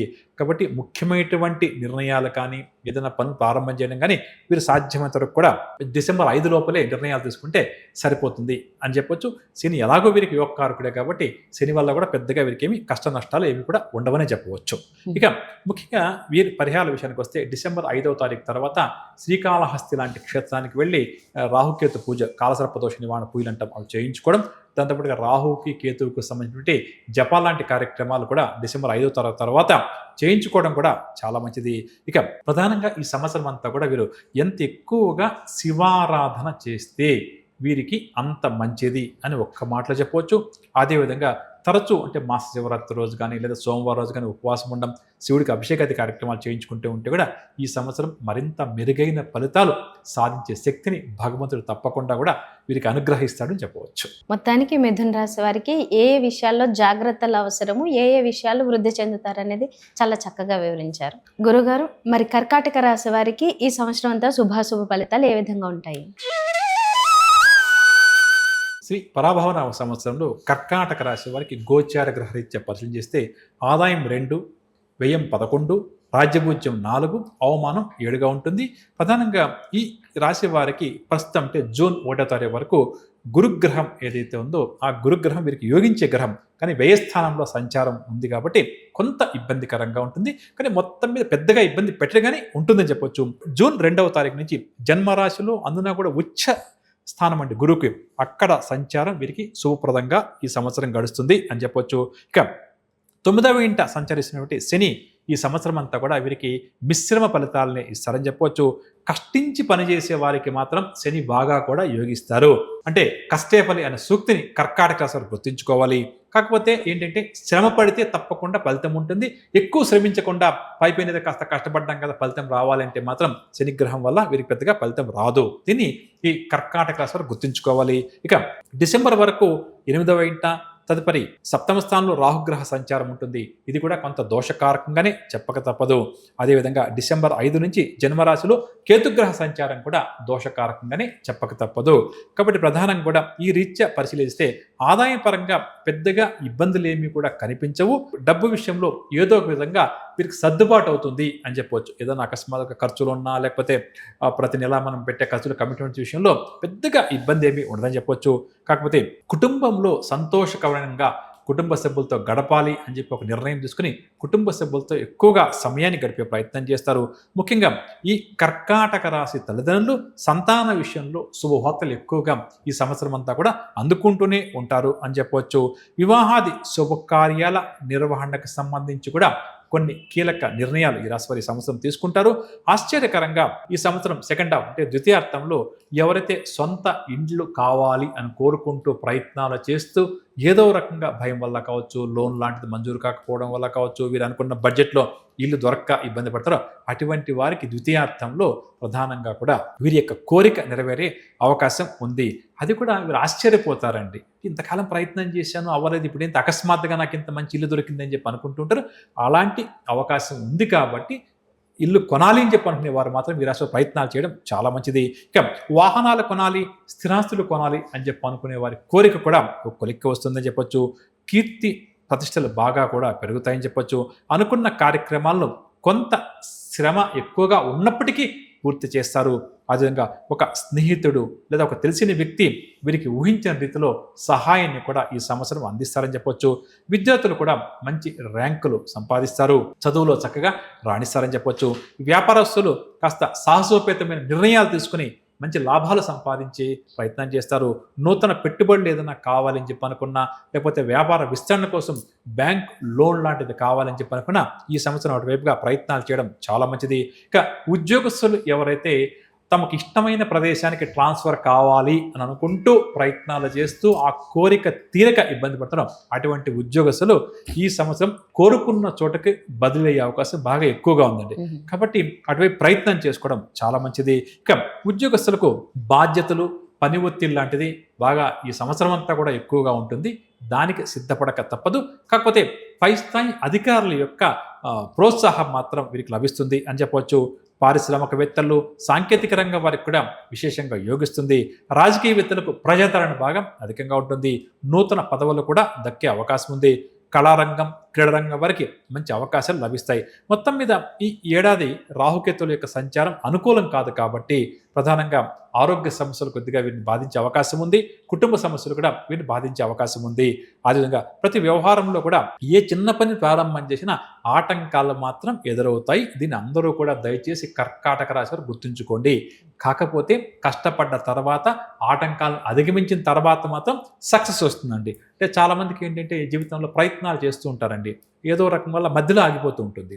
అలా కాకుండా ఈ రాశి వారు గుర్తుంచుకోవాల్సింది గ్రహస్థితి శుభాశుభ మిశ్రమంగా ఉందని చెప్పక తప్పదు వీరికి. కాబట్టి ఏదైనా ఒక పని పూర్తి చేయాలంటే ఎక్కువ సమయం పడుతుంది, ఎక్కువ కష్టపడాల్సి వస్తుంది, ఆటంకాలు వస్తాయి. ఇది రాదని శాస్త్రరీతి నేను చెప్పడంలా, కాకపోతే వీరు అధిగమించగలుగుతారు. కాబట్టి వీరు మైండ్లో దాన్ని ఫిక్స్ చేసుకొని కష్టాలు, ఆటంకాలు వచ్చినా నేను సక్సెస్ సాధిస్తానని చెప్పేసి కాస్త గట్టి ప్రయత్నాలు చేసుకుంటే తప్పకుండా కూడా విజయాలు సాధిస్తారని చెప్పొచ్చు. ఇక ముఖ్యంగా ఈ సంవత్సరం కర్కాటక రాశి వారికి జీవిత భాగస్వామితోటి అంటే భార్యాభర్తల మధ్య అకారణంగా విరోధాలు పడే అవకాశం అధికంగా ఉంది. కాబట్టి జీవిత భాగస్వామితో మాట్లాడేటప్పుడు కాస్త సంయమనం పాటించడం చాలా మంచిది. వాహనం నడిపేటప్పుడు కూడా వీరు కాస్త ఏకాగ్రతగా వాహనాన్ని నడపడం మంచిది. ఎందుకంటే వెహికల్ డ్రైవ్ చేస్తూ సెల్ ఫోన్ మాట్లాడుకుంటూ రకరకాల సమస్యల గురించి ఆలోచన చేస్తూ డ్రైవ్ చేస్తుంటామండి. అది ఎవరికీ మంచిది కాదు. అందున ఈ సంవత్సరం కర్కాటక రాశి వారు వెహికల్ డ్రైవ్ చేసేటప్పుడు ఎంత జాగ్రత్త వస్తే అంత మంచిది అని చెప్పవచ్చు. ఇక ముఖ్యంగా పరిహారాల విషయానికి వస్తే వీలున్నప్పుడు శ్రీకాళహస్తికి వెళ్ళి రాహుకేతు పూజ చేయించుకుంటూ ఉంటాం. అదేవిధంగా అమ్మవారి యొక్క ఆరాధన, గణపతి యొక్క ఆరాధన ఈ సంవత్సరం అంతా కూడా వీరికి విశేషంగా కలిసి వస్తుంది. బాగా కష్టాలు ఉన్నాయండి, ఎంత గట్టిగా ప్రయత్నం చేసినా పని అవ్వడం లేదండి అని చెప్పి అనిపిస్తే తప్పకుండా శివుడికి మహన్యాసపూర్వక ఏకాదశ రుద్రాభిషేకాన్ని ఒక్కసారి ఇంట్లో కూర్చుని కుటుంబ సభ్యులు దంపతులతో కలిసి చేసుకుంటే తప్పకుండా కూడా మంచి విజయాలు వీరిని వరిస్తాయి అని చెప్పవచ్చు. మొత్తంగా కర్కాటక రాశి వారికి మిశ్రమ ఫలితాలు ఉంటాయి. ప్రయత్న ఫలంతో ఇంకొంచెం మెరుగైన ఫలితాలను చూడవచ్చు. ఓకే గురుగారు, మరి సింహరాశి వారిది ఎప్పుడు వస్తుందా అని ఎదురు చూస్తూ ఉంటారు వారి టర్న్. మరి సింహరాశి వారికి ఈ సంవత్సరం ఎలా ఉండబోతుంది? గురుగారు, ఈ మధ్య మీరు లైవ్ ద్వారా ప్రేక్షకులతో మాట్లాడుతున్నారు, వారి సమస్యలకి పరిష్కారాలు తెలియజేస్తున్నారు కదా, మరి ఉగాది రోజు కూడా ఏమన్నా ఆశించవచ్చా? తప్పకుండానండి. మనం జనవరి 1న ప్రారంభం చేశాము. ఈ లైవ్ కార్యక్రమం ముఖ్యమైనటువంటి పండుగలప్పుడు మనం చేస్తున్నాం కదా. అందులో భాగంగా ఉగాది అంటే అందరికీ పంచాంగ శ్రవణం మీద ఆసక్తి ఉంటుంది కాబట్టి దీనికి సంబంధించి ఉగాది పండుగ రోజు అంటే గురువారం 19వ తారీఖు మార్చి నెల తప్పకుండా కూడా ప్రత్యక్ష ప్రసారంలో మనం పాల్గొనే ప్రయత్నం చేద్దాం. ఆ రోజు ఉదయం 10:30 నుంచి ప్రేక్షకులతో నేరుగా మాట్లాడదాం. వారి యొక్క జాతక సమస్యలు, జీవిత సమస్యలు ఏవైతే ఉన్నాయో వాటికి చక్కటి పరిష్కారాన్ని అందించుకుంటూ దాంతోపాటుగా నిత్య జీవితంలో ఎదురయ్యే కొన్ని సవాళ్లు, సమస్యలను ఏ విధంగా అధిగమించవచ్చు, ఎటువంటి పరిహారాలు పాటించాలని కొన్ని అంశాల గురించి ఆ రోజు ప్రత్యక్ష ప్రసారంలో తప్పకుండా కూడా వివరించే ప్రయత్నం చేస్తాను. శ్రీ పరాభవనామ సంవత్సరంలో సింహరాశి వారికి ఆదాయం 5, వ్యయం 5, రాజపూజ్యం 7, అవమానం 7గా ఉంటుంది. ప్రధానంగా జూన్ 1వ తారీఖు వరకు వీరికి గురువు బాగా కూడా శుభకారకుడు, యోగించే గ్రహం, గురుబలం బాగా ఉంది. తదుపరి వ్యయస్థానంలో అంటే 12వ స్థానాన్ని వ్యయస్థానం అంటున్నాం. అక్కడ గురుగ్రహ సంచారం అయినప్పటికీ గురువుకు అది ఉచ్చస్థితి కావడం, అదేవిధంగా ఈ సింహరాశి వారికి గురుడు యోగకారకుడు కావడం వల్ల కొంతలో కొంత సానుకూలంగా ఉంటుంది. కాబట్టి జూన్ 1 దాకా వీరికి విశేషంగా బలం ఉంది. ఆ తర్వాత బలం పూర్తిగా లేదని చెప్పడం లేదు, కాస్త తక్కువగా ఉంటుంది అని చెప్పొచ్చు. ఇక ముఖ్యంగా ఈ రాశి వారి మీద 8వ ఇంట శని, అష్టమ శని అంటుంటామండి. ఈ ప్రభావం వీరి మీద బాగా ఈ సంవత్సరం అంతా కూడా ఎక్కువగా ఉంటుంది. ఇక డిసెంబర్ 5 వరకు రాహుకేతువులు సప్తమ జన్మరాశుల్లో ఈ 2 గ్రహాలు సంచరిస్తుంటాయి కాబట్టి ఆ తదుపరి అంటే డిసెంబర్ 6 నుంచి షష్టమ అంటే 6వ స్థానం వ్యయస్థానంలో వారి యొక్క సంచారం కొనసాగుతుంది. మొత్తానికి రాహుకేతువులు కూడా పెద్దగా అనుకూలంగా లేరని చెప్పక తప్పడం లేదు. కాబట్టి మొత్తం మీద సింహరాశి వారికి అష్టమ శని ప్రభావంతో పాటుగా రాహుకేతువులు పెద్దగా యోగించలేకపోవడం ఒక ఎత్తు అయితే, ఆ తర్వాత జూన్ 2 నుంచి గురుబలం ఉంటుంది కానీ కాస్త తగ్గుతుందండి. కాబట్టి ప్రధాన గ్రహాల యొక్క శుభ ఫలితాలు వీరికి ఈ సంవత్సరం కాస్త తక్కువగానే గోచరిస్తున్నాయి అని చెప్పక తప్పడం లేదు. ఈ రీత్యా పరిశీలిస్తే ముఖ్యంగా చూడాలంటే ఆర్థిక పరంగా ఇబ్బందులు, సమస్యలు ఎదురైనప్పటికీ కూడా కాస్త గురుబలం ఉంది కాబట్టి ఏదో రకంగా దాన్ని కూడా వీరు అధిగమిస్తారు అని చెప్పొచ్చు. చాలా సందర్భాల్లో వీరికి ఇష్టం ఉన్నా లేకపోయినా ఈ సంవత్సరం సింహరాశి వారు ఎక్కువగా అప్పులు చేయాల్సి వస్తుందండి. కాకపోతే ఇక్కడ మనం చేసే అప్పు విషయంలో 2 రకాలు. ఒకటి మంచి పని కోసం చేసేదైతే, ఒకటి పనికిరాని పని కోసం చేసేది ఉంటుందండి. కాబట్టి అటువంటివి ఏదైతే అనవసరం లేనటువంటి ఖర్చులను తగ్గించుకోవడం, అప్పు చేసేటప్పుడు 1కి 100 సార్లు ఆలోచించి నిజంగా అప్పు చేద్దామా, ఈ వస్తువు కొందామా, ఈ వస్తువు కొనకూడదా, ఇక్కడ ఇన్వెస్ట్మెంట్ చేద్దామా వద్దా అని చెప్పి నిర్ణయం తీసుకుని అప్పులు చేయడం మంచిది. అంటే తప్పనిసరి పరిస్థితి అనుకోండి, ఒక వివాహం కోసం తప్పకపోవచ్చు, ఉన్నత విద్య కోసం తప్పకపోవచ్చు, ఇల్లు కొనుక్కోవాలి అప్పు తప్పకపోవచ్చు. అలా కాకుండా ఇంకేదో సాధిద్దామని అక్కడ వీళ్ళు అలా చేద్దాం, ఇక్కడ వీళ్ళు ఇలా చేద్దామని చేస్తే అప్పులు పాలయ్యే అవకాశం వీరికి కాస్త అధికంగా ఉంది. కాబట్టి ఎంత జాగ్రత్త వహిస్తే అంత మంచిది. ఏదో విధంగా ఖర్చులను తట్టుకునేందుకు మాత్రం ప్రయత్నాలు చేయాల్సి వస్తుంది. కుటుంబంలో కూడా అకారణంగా కొన్ని వివాదాలు ఏర్పడి వీరికి కుటుంబ జీవితం కూడా ఈ సంవత్సరం కాస్త ఇబ్బందికరంగా గడుస్తుంది. కాబట్టి సింహరాశి వారు మన ప్రేక్షకులు కుటుంబ సభ్యులతో మాట్లాడేటప్పుడు కూడా కాస్త ఓర్పుగా, కాస్త సున్నితంగా మాట్లాడడం మంచిది.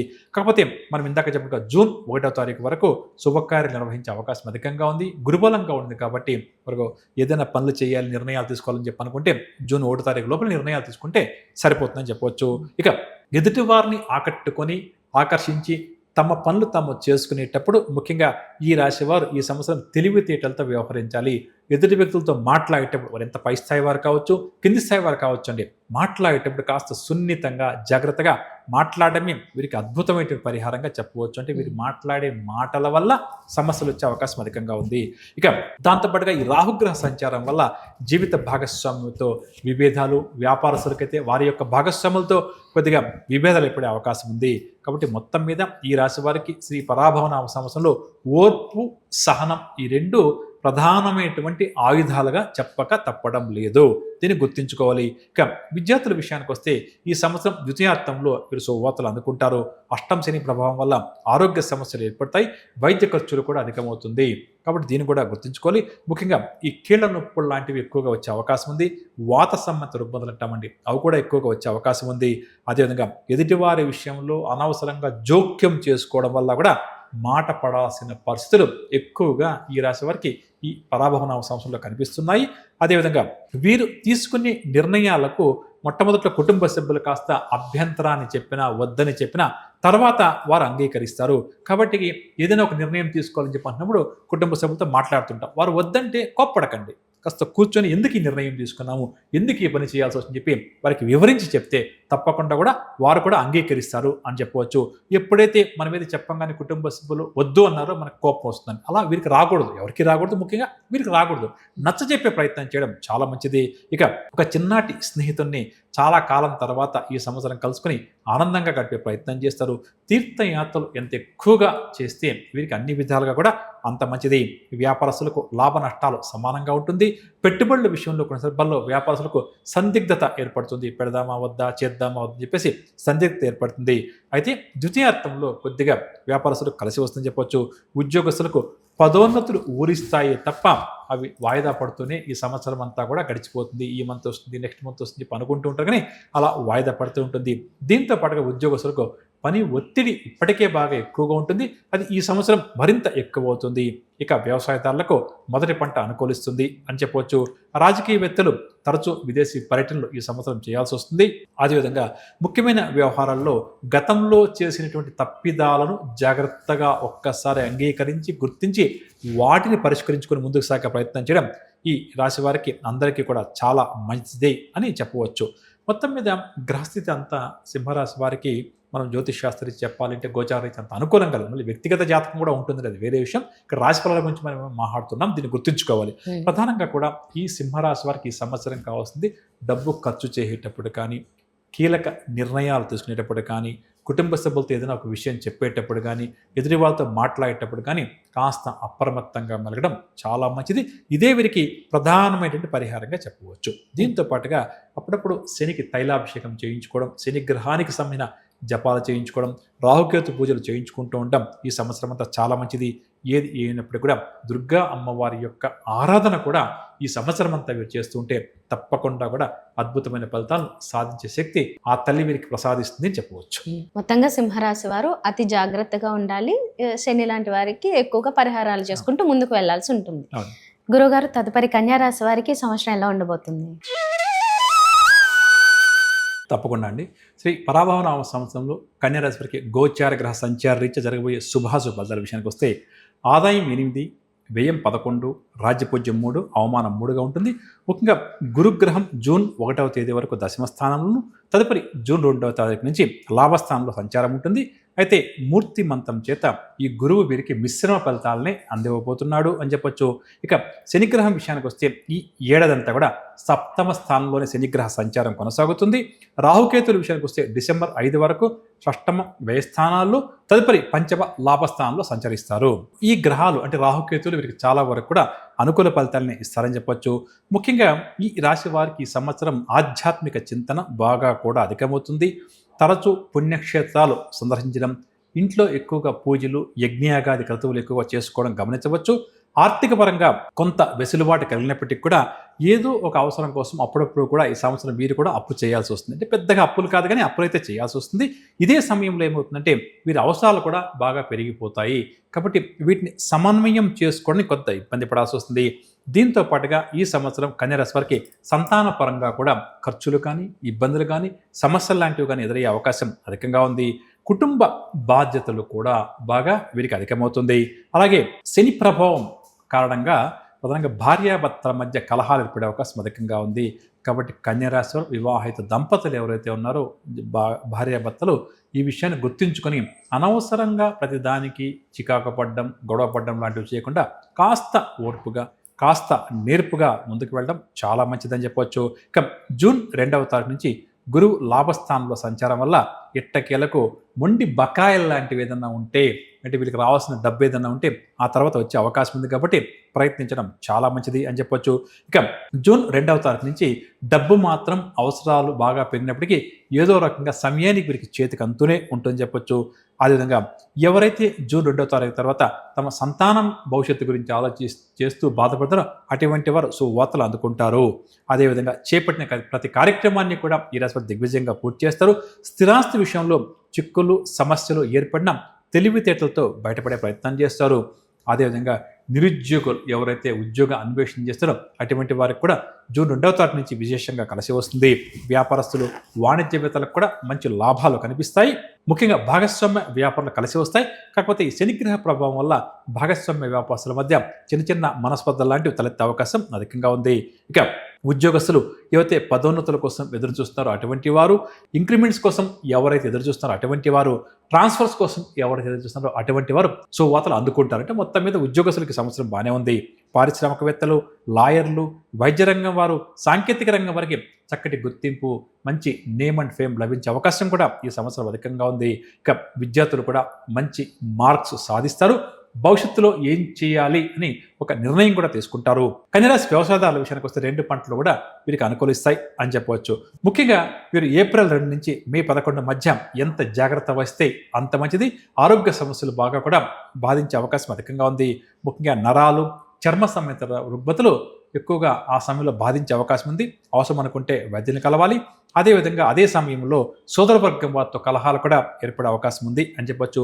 మొత్తం మీద ఈ రాశి వారికి ఈ సంవత్సరం శుభాశుభ మిశ్రమంగా సాగిపోతుంది అని చెప్పవచ్చు. ఆర్థిక పరంగా చూసుకున్నప్పుడు ఖర్చులు బాగున్నప్పటికీ డబ్బు ఏదో ఒక విధంగా సర్దుబాటు అవుతుంటుంది. ముఖ్యంగా ఈ రాశి ఉద్యోగులు ఎవరైతే ప్రమోషన్స్ కోసం కానీ, ట్రాన్స్ఫర్స్ కోసం కానీ, లేదా ఇంక్రిమెంట్స్ కోసం కానీ ఎదురు చూస్తారో అటువంటి వారు ఈ సంవత్సరం కాస్త కష్టపడి పనిచేస్తే తప్పకుండా కూడా అనుకునేది సాధిస్తారు అని చెప్పవచ్చు.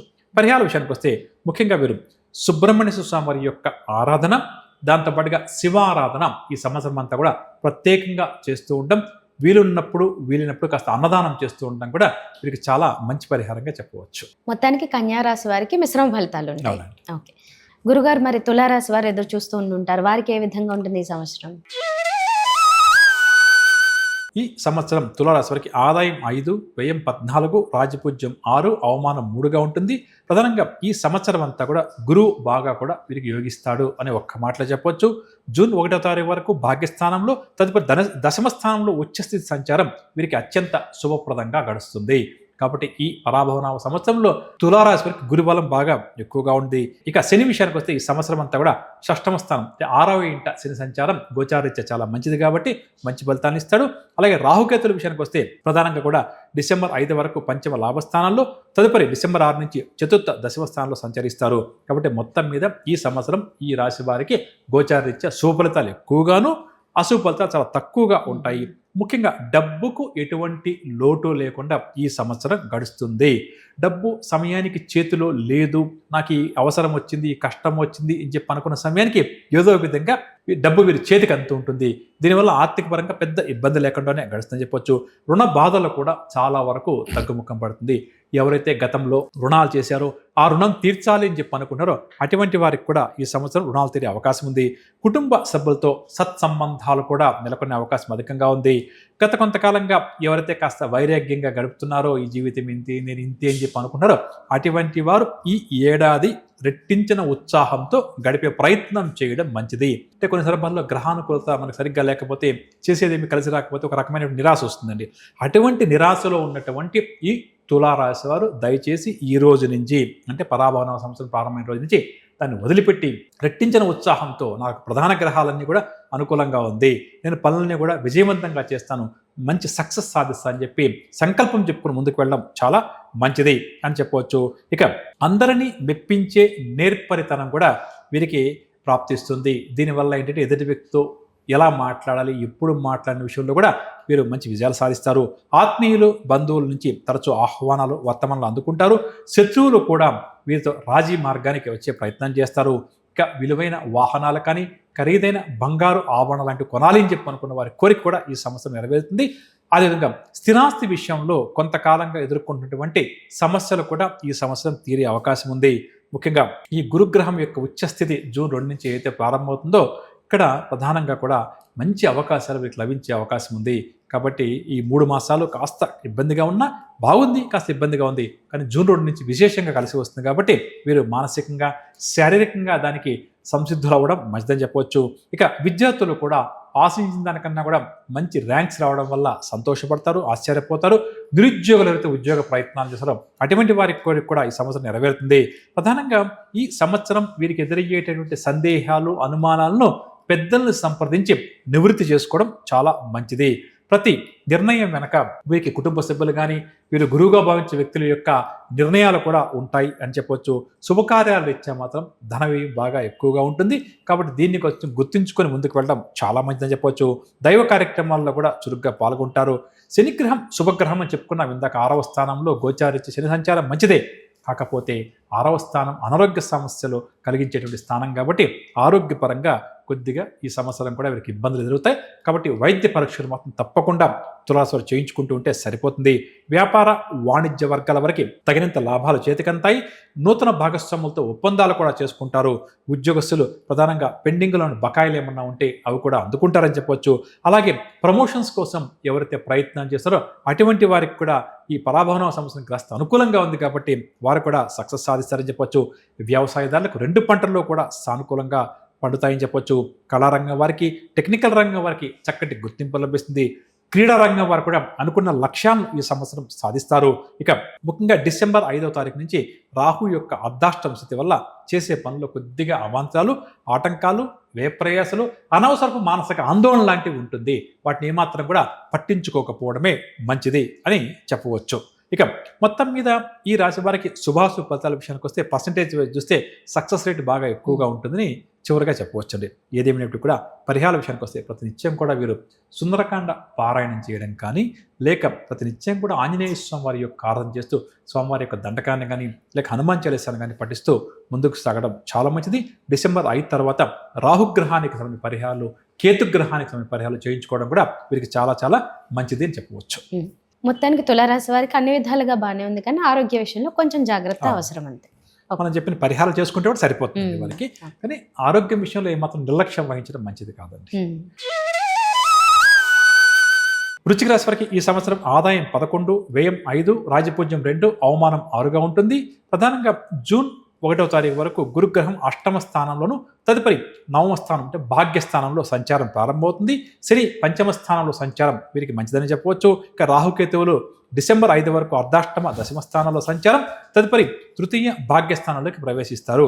మొత్తం మీద గురువు 8వ రాశిలో ఉన్నప్పటికీ మూర్తిమంతం చేత సువర్ణమూర్తి కావడం కూడా మంచిది అని చెప్పొచ్చు. గత కొంతకాలంగా పడుతున్న ఇబ్బందులు, ముఖ్యంగా ఆర్థిక సమస్యలు తీరేటువంటి సమయం అని ఒక్క మాటలో చెప్పొచ్చు. గతంలో చేసిన రుణాలు సైతం తీర్చే ప్రయత్నం చేస్తారు. కుటుంబ సభ్యుల అందరితో కూడా ప్రత్యేకంగా అభిమానంగా మాట్లాడడం, ప్రేమగా మాట్లాడడం చేస్తారు. గత కొంతకాలంగా ఈ రాశి అయితే కుటుంబ సభ్యులు నన్ను ఎవరు గౌరవించట్లేదు, పట్టించుకోవట్లేదు, నన్ను గుర్తించడం లేదు అని చెప్పి అనుకుంటూ బాధపడతారు. అటువంటి వారు కుటుంబ సభ్యులతో చక్కగా ఈ సంవత్సరం గడిపే ప్రయత్నం చేస్తారు. వారితో సరదాగా గడిపే ప్రయత్నం చేస్తారు. వివాహాది శుభకార్యాలు, గృహప్రవేశాలు లాంటివి కూడా ఈ సంవత్సరం మీరు వైభవంగా నిర్వహిస్తారు, అంటే చాలా గ్రాండ్గా చేస్తారని చెప్పవచ్చు. ఇక విద్యార్థులు ఎవరైతే వృశ్చిక రాశి వారు ఉన్నత విద్యావకాశాల కోసం ఎదురు చూస్తున్నారో, ప్రయత్నం చేస్తున్నారో అటువంటి వారు కూడా సువార్తలు అందుకుంటారు. విదేశీ పయనాలు కూడా వీరికి ఎక్కువగా ఉంటాయని చెప్పొచ్చు. బంధువుల నుంచి విశేష సాయం కూడా ఈ సంవత్సరం అందుకుంటారు. స్థిరాస్తి కొనుగోలు చేయాలి అన్నటువంటి ఆలోచన ఏదైతే ఉందో అది కూడా వీరికి చక్కటి ఫలితాన్ని ఇస్తుంది. కాబట్టి అటువైపు ప్రయత్నించడం కూడా చాలా మంచిది. ఎవరైతే ఖరీదైన వాహనాలు కొనాలని చెప్పి అనుకుంటున్నారో వారికి కూడా ఈ సంవత్సరం అనుకూలంగా ఉంది. శని 5వ స్థానంలో, శని 5వ ఇంటి సంచారం వల్ల సంఘంలో విశేష గౌరవం లభిస్తుంది. కాకపోతే పట్టుదలతో కార్యజయం ఉంటుంది. దీన్ని కూడా మీరు గుర్తుంచుకోవాలి. ఎక్కడైతే శని రాహుల యొక్క ప్రభావం మంచిగా కావచ్చు, చెడుగా కానీ ఉంటుందో అక్కడ కష్టాన్ని నమ్ముకోవాల్సి వస్తుంది, బద్ధకాన్ని వదిలిపెట్టాల్సి వస్తుందండి. ఎక్కువసార్లు ప్రయత్నం చేస్తే పని అవుతుందండి. దీన్ని ప్రతి ఒక్కరూ కూడా గుర్తుంచుకోవడం మంచిదని నా అభిప్రాయం. ఇక ఆ తర్వాత సంతాన రీత్యా కూడా ఈ సంవత్సరం మీరు శుభవార్తలు అందుకుంటారు. డిసెంబర్ 5 వరకు అర్ధాష్టమ రాహు ప్రభావం ఏదైతే ఉందో దీనివల్ల అంటే ఎవరికి చెప్పుకోలేని బాధలు ఉంటాయండి. చూడడానికి బయటకు బాగానే ఉంటారు, కానీ లోపల కొద్దిగా మదనపడుతూ ఉంటారు, బాధపడుతుంటారు. కొంతమంది అంటుంటారు చూడండి, నా బాధ చెప్పుకుందామంటే కూడా నాకు ఎవరు దొరకట్లేదండి అని అంటారే. అలా వీరు ఉంటారండి మనుషులు, కానీ వీరు అలా అనుకుంటారు, నాకు ఎవరూ లేరు, కనీసం నా బాధ పంచుకుందామంటే కూడా నాకు వినేవారు లేరు, నన్ను అర్థం చేసుకునేవాళ్ళు లేరు అని చెప్పి అనుకుంటూ ఉంటారు. కానీ పూర్తిగా వాస్తవం కూడా కాదని చెప్పవచ్చు. మానసిక ఆందోళన కూడా డిసెంబర్ 5 వరకు అధికంగా ఉంటుంది. ఏదో రకమైన వివాదాలు కూడా వీరు మాట్లాడే మాటల వల్ల ఎదురవుతుంటుంది. ఆరోగ్యం కూడా ఏదో రకమైన చికాకును డిసెంబర్ 5 వరకు కలిగిస్తూ ఉంటుందని చెప్పొచ్చు. నమ్మిన వ్యక్తులు మోసం చేసే ప్రయత్నం చేస్తారు. ఈ విషయం పట్ల, ఆర్థిక విషయాల పట్ల కానీ ఏదైనా ఎదురు వ్యక్తులు డీల్ చేయడం, నాకు నమ్మకస్తుడు కదా, తెలిసిన వారు కదా చేస్తుంటారు కదా, అటువంటి వాళ్ళు వీళ్ళు మోసం చేస్తారండి. కాబట్టి నమ్మిన వ్యక్తుల పట్ల ఏదైనా ముఖ్యమైన విషయాల్లో వారిని జాగ్రత్తగా గమనించి నిర్ణయాలు తీసుకోవాలి. లేకపోతే వారు నమ్మించి మోసం చేసే ప్రయత్నం ఎక్కువగా చేస్తారు. ఏదేమైనప్పుడు కూడా వ్యాపార వాణిజ్య వర్గాల వరకు ఆశించిన మేర లాభాలు ఉంటాయి. పెట్టుబడులు కూడా సమకూర్చుకుంటారు. ఉద్యోగస్తులు పదోన్నతులు, ఇంక్రిమెంట్లకు ఎవరైతే ఎదురు చూస్తారో వారు శుభవార్తలు అందుకుంటారు. కొన్ని బాధ్యతల నుంచి ఈ సంవత్సరం వృశ్చిక రాశి ఉద్యోగస్తులకు కాస్త విముక్తి లభిస్తుంది. కాబట్టి పని ఒత్తిడి, పని భారం అంటే అది తగ్గే అవకాశం ఉంది. పారిశ్రామిక సాంకేతిక రంగాల వారు ఈ సంవత్సరం రెట్టించిన ఉత్సాహంతో గడుపుతారు. కళారంగం వారికి కూడా అనుకున్న అవకాశాలు లభిస్తాయి. రాజకీయ రంగం వారి మీద వచ్చిన అపవాదులు, ఆరోపణలు ఏవైతే ఉన్నాయో అవన్నీ కూడా తొలగిపోతాయి. వైద్య, క్రీడారంగం వారి యొక్క అంచనాలన్నీ కూడా నిజమవుతాయి. వ్యవసాయదారులకు మొదటి పంట కంటే కూడా రెండవ పంట లాభసాటిగా ఉంటుంది. కాకపోతే ఏప్రిల్, మే నెలలో శని కుజుల కలయిక వల్ల మానసిక సంఘర్షణ, జీవిత భాగస్వామి మధ్య చిన్న చిన్న విభేదాలు తలెత్తే అవకాశం ఉంది. కాబట్టి జాగ్రత్తగా ఉంటే సరిపోతుంది. మొత్తం మీరు చూస్తుంటే శుభాశుభ ఫలితాల్లో ఎక్కువగా సానుకూల ఫలితాలే వృశ్చిక రాశి వరకు కనిపిస్తుంది. కాకపోతే ఇందాక చెప్పుకున్నవి ఇది బాధలు, నాకు ఎవరు లేరు అన్న దాని నుంచి వీరు బయటకు రావడం, నాకు అందరూ ఉన్నారు, లేకపోతే నేను అందరికీ ఉన్నాను అని చెప్పేసి ఆలోచించుకుని ముందుకు సాగితే సరిపోతుందండి. ఇక పరిహార విషయానికి వస్తే ముఖ్యంగా డిసెంబర్ 5వ తారీఖు తర్వాత రాహుగ్రహానికి సంబంధించిన జపం కానీ, పూజ కానీ చేయించుకోవడం, అదేవిధంగా ప్రతినిత్యం ఈ సంవత్సరం అంతా కూడా దుర్గా అమ్మవారిని, సుబ్రహ్మణ్య స్వామి వారిని ఎంత ఎక్కువగా ఆరాధన చేస్తే వీరికి అన్ని విధాలుగా కూడా అంత మంచిది అని చెప్పవచ్చు. మొత్తానికి వృత్తి వ్యాపారాల విషయంలో, ఫైనాన్షియల్ విషయంలో బాగుంటుంది. మానసిక పరంగా కొద్ది జాగ్రత్త అవసరం. అవును గురువుగారు, ధనుస్సు రాశి వారికి ఏ విధంగా ఉంటుందో తెలియజేస్తారు ఇప్పుడు. ఆదాయం 14, వ్యయం 11, రాజపూజ్యం 5, అవమానం 6గా ఉంటుంది. వీరికి గురుగ్రహం జూన్ 1వ తారీఖు వరకు సప్తమ స్థితిలోను, తదుపరి అష్టమ స్థితిలో గురువు యొక్క సంచారం ప్రారంభమవుతుంది.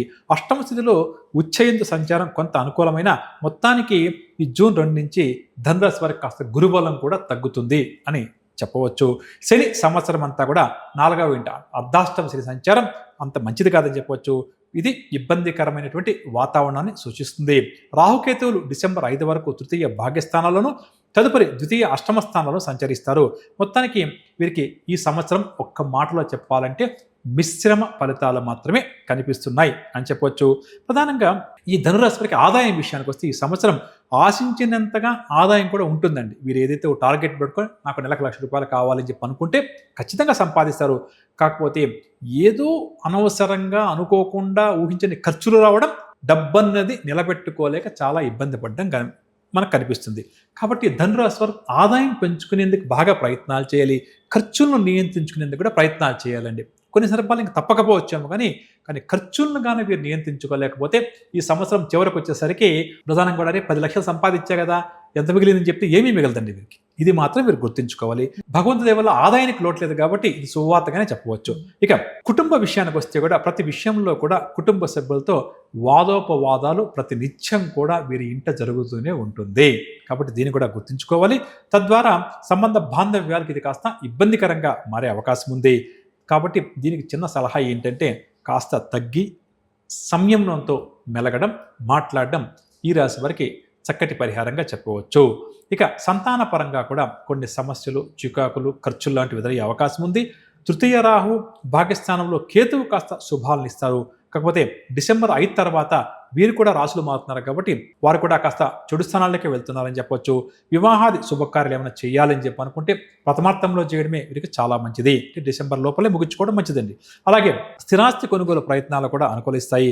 జూన్ 2 నుంచి అష్టమ గురువు అర్ధాష్టమ శని ప్రభావం వల్ల కొన్ని సమస్యలు అధికమయ్యే అవకాశం వీరికి అధికంగా ఉంది. ప్రతిదీ కూడా ఒక సమస్యగా మారుతుంది. ప్రతిదీ కూడా ఒక సవాలుగా మారే అవకాశమే ఈ రాశి వారికి అధికంగా ఉంది. కాబట్టి ధనురాశి వారి ప్రేక్షకులు దీన్ని గుర్తుంచుకోండి. సమస్య సవాళ్ళు ఎదురుతాయి, కానీ అంకిత భావంతో పనిచేస్తే, భగవంతుని యొక్క నామస్మరణ చేస్తూ మనస వాచ కర్మ ముందుకు సాగితే విజయాలు వీరు సొంతమవుతాయని చెప్పొచ్చు. ఇక ఆరోగ్యపరంగా కూడా ఎంత జాగ్రత్త వహిస్తే అంత మంచిది అని చెప్పొచ్చు. ఏదైనా చిన్న చిన్న ఆరోగ్య సమస్యలు తరచూ బాధిస్తూ ఉంటే ఏమాత్రం నిర్లక్ష్యం వహించకుండా దానికి సంబంధించినటువంటి డాక్టర్స్ని కలిసి వారు చెప్పింది వినే ప్రయత్నం చేయడం వీరికి చాలా మంచిది. అదేవిధంగా ఈ వైద్యపరంగా ఖర్చులు కూడా వీరికి కాస్త ఈ సంవత్సరం అధికంగా ఉంటుంది. తరచూ ప్రయాణాలు చేయాల్సి వస్తుంది. అలసట కూడా అధికంగా ఉంటుంది. ఆధ్యాత్మిక కార్యక్రమంలో పాల్గొని దైవ చింతనలో ఎక్కువగా సమయాన్ని గడిపే ప్రయత్నం చేస్తారు. వ్యాపారస్తులకు ఈ సంవత్సరం కాస్త ఇబ్బందికరంగా సాగిన ప్రథమార్థం అంతా కూడా కాస్త లాభసాటిగా ఉంటుంది. ఈ ద్వితీయార్థం వచ్చేసరికి కాస్త ఇబ్బంది జరుగుతుందని చెప్పొచ్చు. ఇక రావాల్సిన పెట్టుబడులు చేతికి అందడం కూడా వీరికి ఆలస్యం అవుతుంది. ఉద్యోగస్తులేమో ఆకస్మిక బదిలీలకు మార్పులకు సిద్ధపడక తప్పదు. పై స్థాయి అధికారుల యొక్క వైఖరి అన్నది ఈ ధనురాశి ఉద్యోగస్తులకు ఈ సంవత్సరం ఓ పట్టానా కూడా అర్థం కాదండి. అధికారి నాకు ఫేవర్గా ఉన్నాడా లేదా, నాకు మంచి చేస్తున్నాడా లేదా, ఒకసారి వెళ్తే ఇలా మాట్లాడతాడు, ఇంకోసారికి ఇలా మాట్లాడతాడు అని చెప్పేసి వీరికి లేనిపోని భయాందోళనలు ఎదురయ్యే అవకాశం ఉంది. కాబట్టి పై అధికారుల యొక్క వైఖరి ఎలా ఉన్నా మనం చేస్తున్న పని ఎలా ఉంది అన్న దాన్ని మాత్రం గుర్తుంచుకుని వీరు వెళ్ళిపోతే సరిపోతుంది అని వీరికి ఒక్క మాటలో చెప్పవచ్చు. ఇక అదేవిధంగా పారిశ్రామికవేత్తలు, సాంకేతిక రంగాల వారికి కూడా నిరాశ నిస్పృహలు అధికమవుతాయి. విద్యార్థుల కష్టం కొంత వృధాగా మారే అవకాశం అధికంగా ఉంది. వ్యవసాయదారుల విషయానికి వస్తే రెండవ పంట కొంతలో కొంత అనుకూలిస్తుంది. క్రీడారంగం వారికి కూడా ప్రోత్సాహం పెద్దగా లభించదు. రాజకీయ నేతలకు తీవ్రమైన ఒత్తిడి ఉంటుంది అని చెప్పవచ్చు. ఇక ఏదేమైనప్పటికీ కూడా మొత్తం మీద ఈ రాశి వారి విషయానికి వస్తే కూడా గ్రహస్థితి అంత అనుకూలంగా లేదు అని చెప్పుకుంటున్నాం. జూన్ దాకా పర్వాలేదు. ఆ తర్వాత కొంత గురువు ఇబ్బందికరంగా ఉంటుంది, పూర్తిగా కొంత ఇబ్బంది. ఆ తర్వాత ఈ రాహుకేతుల మార్పు, ఆల్రెడీ ఈ అర్ధాష్టమ శని ప్రభావం ఉంది కాబట్టి ప్రధానంగా ధనురాశి వారు ఎదుటి వ్యక్తితో మాట్లాడేటప్పుడు కానీ, ఆర్థిక పరమైన విషయాల్లో నిర్ణయాలు తీసుకునేటప్పుడు కానీ, ముఖ్యంగా కుటుంబ సభ్యులతో మాట్లాడేటప్పుడు కానీ, ఏదైనా నిర్ణయాలు తీసుకున్నప్పుడు కానీ కాస్త నిదానంగా ఆలోచించి అవసరం అనుకుంటే కుటుంబ పెద్దలను కానీ లేక నిపుణులను కానీ సంప్రదించి ఆ తర్వాత నిర్ణయం తీసుకుని ముందుకు సాగితే సరిపోతుంది. పరిహార విషయానికి వస్తే శనిగ్రహానికి, గురుగ్రహానికి, రాహుకేతులకు ఈ సంవత్సరం అంతా కూడా వీరు పరిహారాలు చేయించుకుంటూ ముందుకు సాగడం చాలా మంచిది. ముఖ్యంగా అమ్మవారి యొక్క ఆరాధన ఎంత ఎక్కువగా చేస్తూ, అమ్మవారి యొక్క స్తోత్రాలు ఎంత ఎక్కువగా పఠిస్తూ ఈ సంవత్సరం అంతా గడిపితే వీరికి అంత మంచిది అని చెప్పవచ్చు. గురుగారు, తదుపరి మకర రాశి వారికి ఏ విధంగా ఉండబోతుంది, ఏ ఏ విషయాల్లో జాగ్రత్తలు అవసరం తెలియజేస్తారా? శ్రీ పరాభవనామ సంవత్సరంలో మకర రాశి వారి ఆదాయ వ్యయాలు, రాజ్యపూజ్యం, అవమానం ఏ విధంగా ఉంటుంది, వీరికి ఈ సంవత్సరం జరిగే శుభాశుభ ఫలితాలు ఏమిటి అన్న విషయానికి వస్తే ఆదాయం 2, వ్యయం 8, రాజ్యపూజ్యం 1, అవమానం 2గా ఉంటుంది. ఈ రాశి వారికి జూన్ 2 నుంచి గురువు సప్తమ స్థానంలో ఉచ్చస్థితిలో సంచారం విశేషంగా యోగిస్తుంది అని ఒక్క మాట చెప్పవచ్చు. కాబట్టి జూన్ 1వ తారీఖు వరకు కొంత జాగ్రత్త వహించాలి. అప్పటి వరకు ఈ గురుగ్రహ సంచారం, షష్టమ స్థాన సంచారం వల్ల మానసిక ఆందోళనలు, ధన వ్యయం అధికంగా ఉంటుంది. ఆదాయం కూడా కాస్త తగ్గుముఖం పట్టే అవకాశం అధికంగా ఉంది. ఇక శనిగ్రహం వీరికి అనుకూలంగా ఉన్నారు. దీనివల్ల ఏంటంటే అందరిలో కూడా చక్కటి గుర్తింపు లభిస్తుంది. శ్రమ పడ్డ ఫలితాన్ని మాత్రం ఖచ్చితంగా శని వీరికి అనుగ్రహిస్తాడు అని చెప్పవచ్చు. ఇక డిసెంబర్ 5 వరకు రాహుకేతువులు ద్వితీయ, అష్టమ స్థానాల్లో సంచరించి తదుపరి జన్మరాశిలో, సప్తమ రాశిలో సంచారం ఉంటుంది. దీనివల్ల సామాన్య ఫలితాలు వీరికి రాహుకేతుల వల్ల ప్రాప్తిస్తాయి అని చెప్పవచ్చు. మొత్తం మీద ద్వితీయార్థం వీరికి అత్యంత సానుకూలమైనదిగా ఒక్క మాట చెప్పవచ్చు. ద్వితీయార్థంలో ఆర్థికంగా బలం చేకూరిన ఖర్చులు కూడా వీరికి ద్వితీయార్థం అంతా కూడా అధికంగా ఉంటుంది. స్నేహితులు, బంధువులతో వివాదాలు లాంటివి ఏదైనా ఉంటే అవి కూడా పరిష్కారం అవుతాయి. స్థిరాస్తి కొనుగోలు ప్రయత్నాలు కూడా కొలిక్కి వస్తాయి. వీరి యొక్క అభిప్రాయాలను కుటుంబ సభ్యులు తప్పకుండా కూడా గౌరవిస్తారు. గృహ నిర్మాణ ప్రయత్నాలను కార్యరూపంలో పెడతారు. చిరకాలంగా ఎదుర్కొన్నటువంటి కొన్ని సమస్యలు ఏవైతే ఉన్నాయో, కొన్ని చిక్కులు లాంటివి ఏదైతే ఉన్నాయో అవి తీరే అవకాశం ఉంది. కాబట్టి దీర్ఘకాలిక సమస్యల పరిష్కారం కోసం వీరు ఆలోచన చేయడం చాలా మంచిదని చెప్పొచ్చు. ఇక ఉద్యోగస్తుల విషయానికి వస్తే ఎవరైతే ప్రమోషన్స్ కోసం ఎదురు చూస్తారో అటువంటి వారు శుభవార్తలు అందుకుంటారు. ఇక వ్యాపారస్తులు వాణిజ్యవేత్తలకు ద్వితీయార్థం విశేషంగా కలిసి వస్తుంది, చక్కటి లాభాలు సంపాదిస్తారు. ఎవరైతే ముఖ్యంగా పారిశ్రామికవేత్తలు సాంకేతిక రంగం వారు గత కొంతకాలంగా ఉత్సాహం తగ్గుముఖం బట్టి ఎంత కష్టపడి వ్యాపారం చేస్తున్నా అభివృద్ధి సాధించడం లేదు అని చెప్పి అనుకుంటున్నారో అటువంటి వారికి జూన్ నుంచి యోగిస్తుంది కాబట్టి కాస్త అటువైపు శ్రద్ధ వహించడం కూడా మంచిది అని చెప్పవచ్చు. ఇక న్యాయవాదులు కళారంగం వారికి ఈ సంవత్సరం అంతా కూడా ప్రోత్సాహకరంగా ఉంటుంది. వ్యవసాయదారులకు రెండవ పంట అనుకూలిస్తుంది. కాకపోతే ప్రథమార్థం అంతా కూడా రాశివారు ఆరోగ్యం పట్ల ప్రత్యేకమైన జాగ్రత్త పాటించడం మంచిది అని చెప్పవచ్చు. పరిహార విషయానికి వస్తే ప్రతినిత్యం కూడా వీరు సూర్య ఆరాధన ఈ సంవత్సరం అంతా కూడా ఎంత ఎక్కువగా చేసుకుంటే వీరికి అంత మంచిది. ప్రతినిత్యం ఆదిత్య హృదయ స్తోత్రాన్ని పఠించడం, ఆదివారం ఏమాత్రం ఆరోగ్యం సహకరించినా ఉపవాసం ఉండడం, ప్రత్యేకంగా ఆ రోజు సూర్య ఆరాధన చేయడం చాలా మంచిదని చెప్పవచ్చు. గురువుగారు, మరి ఈ పరాభవనామ సంవత్సరం కుంభరాశి వారికి ఏ విధంగా కలిసి వస్తుంది, ఏ విషయాల్లో జాగ్రత్తలు అవసరం? కుంభరాశి వారి విషయానికి వస్తే ఈ సంవత్సరం ఆదాయం 2, వ్యయం 8, రాజ్యపూజ్యం 4, అవమానం 2గా ఉంటుంది. ప్రధానంగా జూన్ 1 వరకు 5వ స్థానం, తదుపరి 6వ స్థానంలో గురుగ్రహ సంచారం ఉంటుంది అని చెప్పొచ్చు. దీనివల్ల వీరికి శుభకరంగానే గడుస్తుంది. ఇక ఏలినాటి శని, జన్మరాశిలో రాహువు, ఈ రెండు కూడా దోషకారకులుగా చెప్పక తప్పదు. డిసెంబర్ నుంచి రాహువు వ్యయ స్థానంలో సంచారం ఏదైతే ప్రారంభమవుతుందో డిసెంబర్ 6 నుంచి అది కూడా అంత మంచిది కాదు. ఈ రీత్యా పరిశీలిస్తే ధనకారకుడు గురువు శుభత్వం వల్ల ధనానికి లోటు లేకుండా మిగిలిన ప్రధానమైన గ్రహాలు పెద్దగా యోగించకపోవడం వల్ల ఖర్చులు కూడా బాగా అధికంగా ఉంటుంది. అంటే ఆదాయం ఉన్నప్పటికీ ఖర్చులు కూడా బాగా ఎక్కువగా ఉంటుంది. సోదర వర్గం వారితో నెలకొన్న విభేదాలు ఏమైనా ఉంటే వాటిని పరిష్కరించుకోవడం చాలా మంచిది. అదేవిధంగా వివిధ రంగాల్లో ఉన్న వారి యొక్క సేవలకు ఈ సంవత్సరం కాస్త గుర్తింపు లభిస్తుంది. వివాహ ప్రయత్నాలు ఎవరైతే ఈ రాశి వారు చేస్తారో అటువంటి వారికి ద్వితీయార్థంలో అవన్నీ కూడా అనుకూలిస్తాయి. స్థిరాస్తి విషయంలో నూతన ఒప్పందాలు కూడా చేసుకుంటారు. కోర్టు కేసులు కూడా పరిష్కార దశకు చేరుకుంటాయి. ఇక ఏలినాటి శని యొక్క ప్రభావం, జన్మరాశిలో రాహువు, సప్తంలో కేతుగ్రహ ప్రభావం వల్ల తరచూ అనారోగ్య సమస్యలు వీరి సంవత్సరం ఎదుర్కొంటూ ఉండాల్సి వస్తుంది. ముఖ్యంగా నేత్ర, నరాలు, ఎముకలు, చర్మ సమస్య రుగ్మతల వల్ల కాస్త ఇబ్బంది జరిగే అవకాశం ఉంది. వైద్య సేవలు కూడా ఈ సంవత్సరం వీరికి ఎక్కువగా అవసరం అని చెప్పవచ్చు. అదేవిధంగా ఇష్టమైన వ్యక్తులతో కూడా అకారణంగా తగాదాలు ఏర్పడే అవకాశం ఉంది. దీన్ని కూడా గుర్తుంచుకోవాలి. ఎందుకంటే అకారణంగా అని అన్నామంటే కారణం లేకుండా వస్తుంటాయండి. కారణం ఉండి గొడవ పడ్డామంటే అది వేరే విషయం. కాబట్టి దీన్ని గుర్తుంచుకోవడం చాలా మంచిది. ముఖ్యంగా వీరి యొక్క మంచితనం ఏదైతే ఉందో అది పెద్దగా పనిచేయకపోవడం వల్ల వీరు కాస్త బాధపడతారు. నేను ఇంత మంచివాడిని కదా, 10 మందికి మంచి చేశాను కదా, నాకెందుకు ఇలా అని చెప్పి అనుకుంటారు. ఇది తాత్కాలికంగా గ్రహ స్థితిగతుల వల్ల జరిగేదే కాబట్టి వీరి మంచితనం అలా కొనసాగించడమే మంచిది అని చెప్పవచ్చు. ఏ కార్యక్రమాన్ని చేపట్టినా అత్యంత శ్రమానంత మాత్రమే పూర్తవుతుంది. గృహ నిర్మాణాలు, గృహ కొనుగోలు ప్రయత్నాల్లో కూడా చక్కటి పురోగతి ఉంటుంది. వ్యాపారస్తులకు వ్యాపారాలు విస్తరించాలి అన్న ఆలోచనలు ఏవైతున్నాయో క్రమేపీ అనుకూలిస్తాయి. నూతన పెట్టుబడులు కూడా సమకూరుతాయి. ఉద్యోగస్తులకు ఈ సంవత్సరం ఉద్యోగ జీవితంలో ఒత్తిడి కాస్త అధికంగా ఉంటుంది. కాకపోతే ప్రథమార్థంలో ఎవరైతే పదోన్నతుల కోసం కానీ ఇంక్రిమెంట్స్ కోసం కానీ ఎదురు చూస్తారో అటువంటి వారి కోరిక నెరవేరే అవకాశం ఉంది. కళారంగం వరకు కొన్ని అవకాశాలు దక్కుతాయి. విద్యార్థులు ఆశించిన అవకాశాలు చిట్ట చివరకు దక్కించుకుంటారు. ఇక క్రీడారంగం వారికి మంచి విషయాలు లభిస్తాయి. వ్యవసాయదారులకు రెండవ పంట బాగా కూడా కలిసి వస్తుంది అని చెప్పవచ్చు. వైద్య న్యాయ రంగంలో ఉన్న వారికి కాస్త నిరాశజనకంగా ఈ సంవత్సరం ప్రారంభంలో ఉన్న క్రమేపీ కూడా వీరికి కాస్త సానుకూలంగానే ఉంటుంది అని చెప్పవచ్చు. ఇక పరిహార విషయానికి వస్తే శివారాధన ఎంత ఎక్కువగా చేస్తూ ఉంటే అనునిత్యం వీరికి అంత మంచిది. అదేవిధంగా శనిగ్రహానికి సంబంధించిన పరిహారాలతో పాటుగా రాహుకేతు పరిహారాలు కూడా చేయించుకోవడం వీరికి అన్నిటికన్నా కూడా చాలా మంచిది అని చెప్పవచ్చు. సంతోషం గురువుగారు. ఇక చివరిగా మీనరాశి వారు, వారి జాతకం ఎప్పుడు తెలుస్తుందా అని ఎదురు చూస్తూ ఉంటారు. మరి వారికి ఎలాగ ఉంటుంది?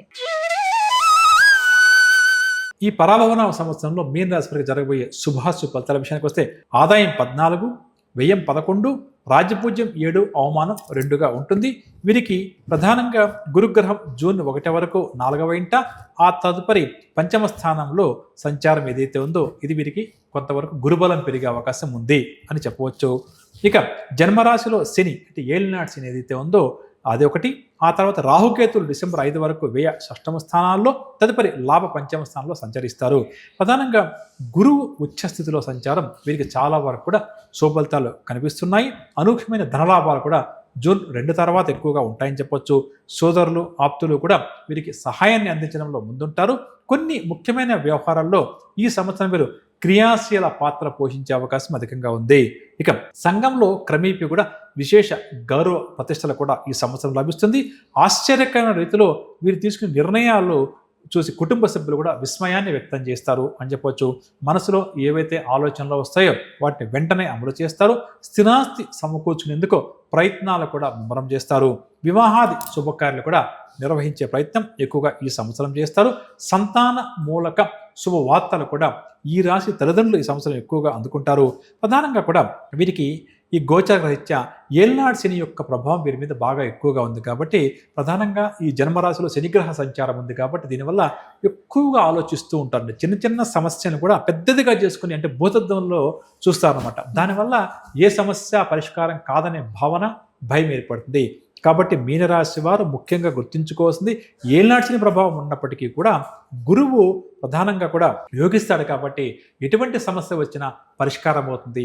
కాకపోతే అనవసరపు ఆలోచనలకు, అనవసరపు భయాందోళనలకు ఈ రాశి వారు ఈ సంవత్సరం అంతా కూడా ఎంత దూరంగా ఉంటే అంత మంచిది. ఎందుకంటే ఏళ్నాడు శని ప్రభావం ఉన్నప్పటికీ గురువు విశేషంగా యోగించబోతున్నాడు కాబట్టి గురుబలం జూన్ నుంచి పెరుగుతుంది కాబట్టి భయపడాల్సిన అవసరం లేదు.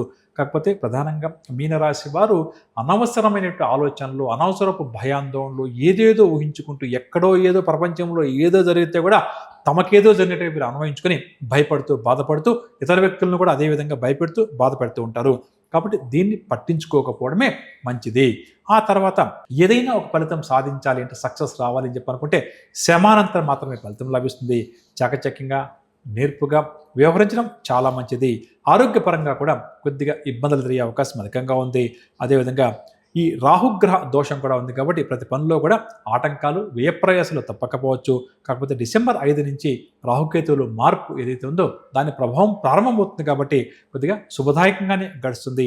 వ్యాపారస్తులకు ద్వితీయార్థం విశేషంగా కలిసి వస్తుంది.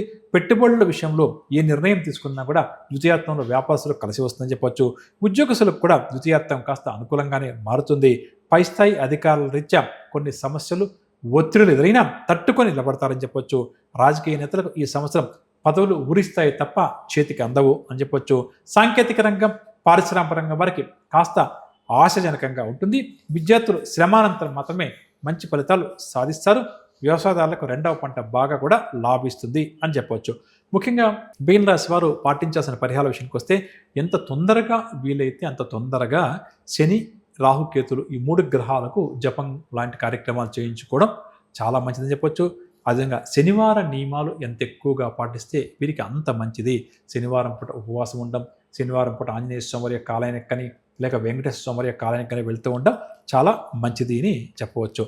దీంతో పాటుగా కొద్దిగా వీరు కూడా గురువుల యొక్క ఆరాధనతో పాటుగా సుబ్రహ్మణ్య స్వామి యొక్క ఆరాధన కూడా నిత్యం చేసుకుంటూ ఉంటే కూడా సరిపోతుంది. ఎందుకంటే గ్రహాలు కొద్దిగా అనుకూలంగా లేదు కాబట్టి దీనికి సంబంధించి పరిహారాలు కాస్త ఎక్కువే చేసుకోవాల్సి వస్తుంది. ఇవి చేసుకుంటూ ఉంటే మీరు చాలా వరకు కూడా సక్సెస్ సాధిస్తారని చెప్పవచ్చు. చాలా సంతోషం గురుగారు. ఇప్పటి వరకు మీ విలువైన సమయాన్ని కేటాయించి మరి ఈ పరాభవనామ సంవత్సరం ప్రారంభమైనప్పటి నుంచి ద్వాదశ రాశుల వారికి కలిసి వచ్చే విషయాలు ఏంటి, కలిసి రానివేంటి, ఎక్కడ జాగ్రత్త అవసరం, ఏ విధమైన పరిహారాలు చేసుకోవాలనేది చాలా చక్కగా వివరించినందుకు ధన్యవాదాలు. మరొకసారి మీకు ఉగాది పండుగ శుభాకాంక్షలు. ధన్యవాదాలండి. ప్రేక్షకులందరూ కూడా మరొకసారి ఉగాది పండుగ శుభాకాంక్షలు.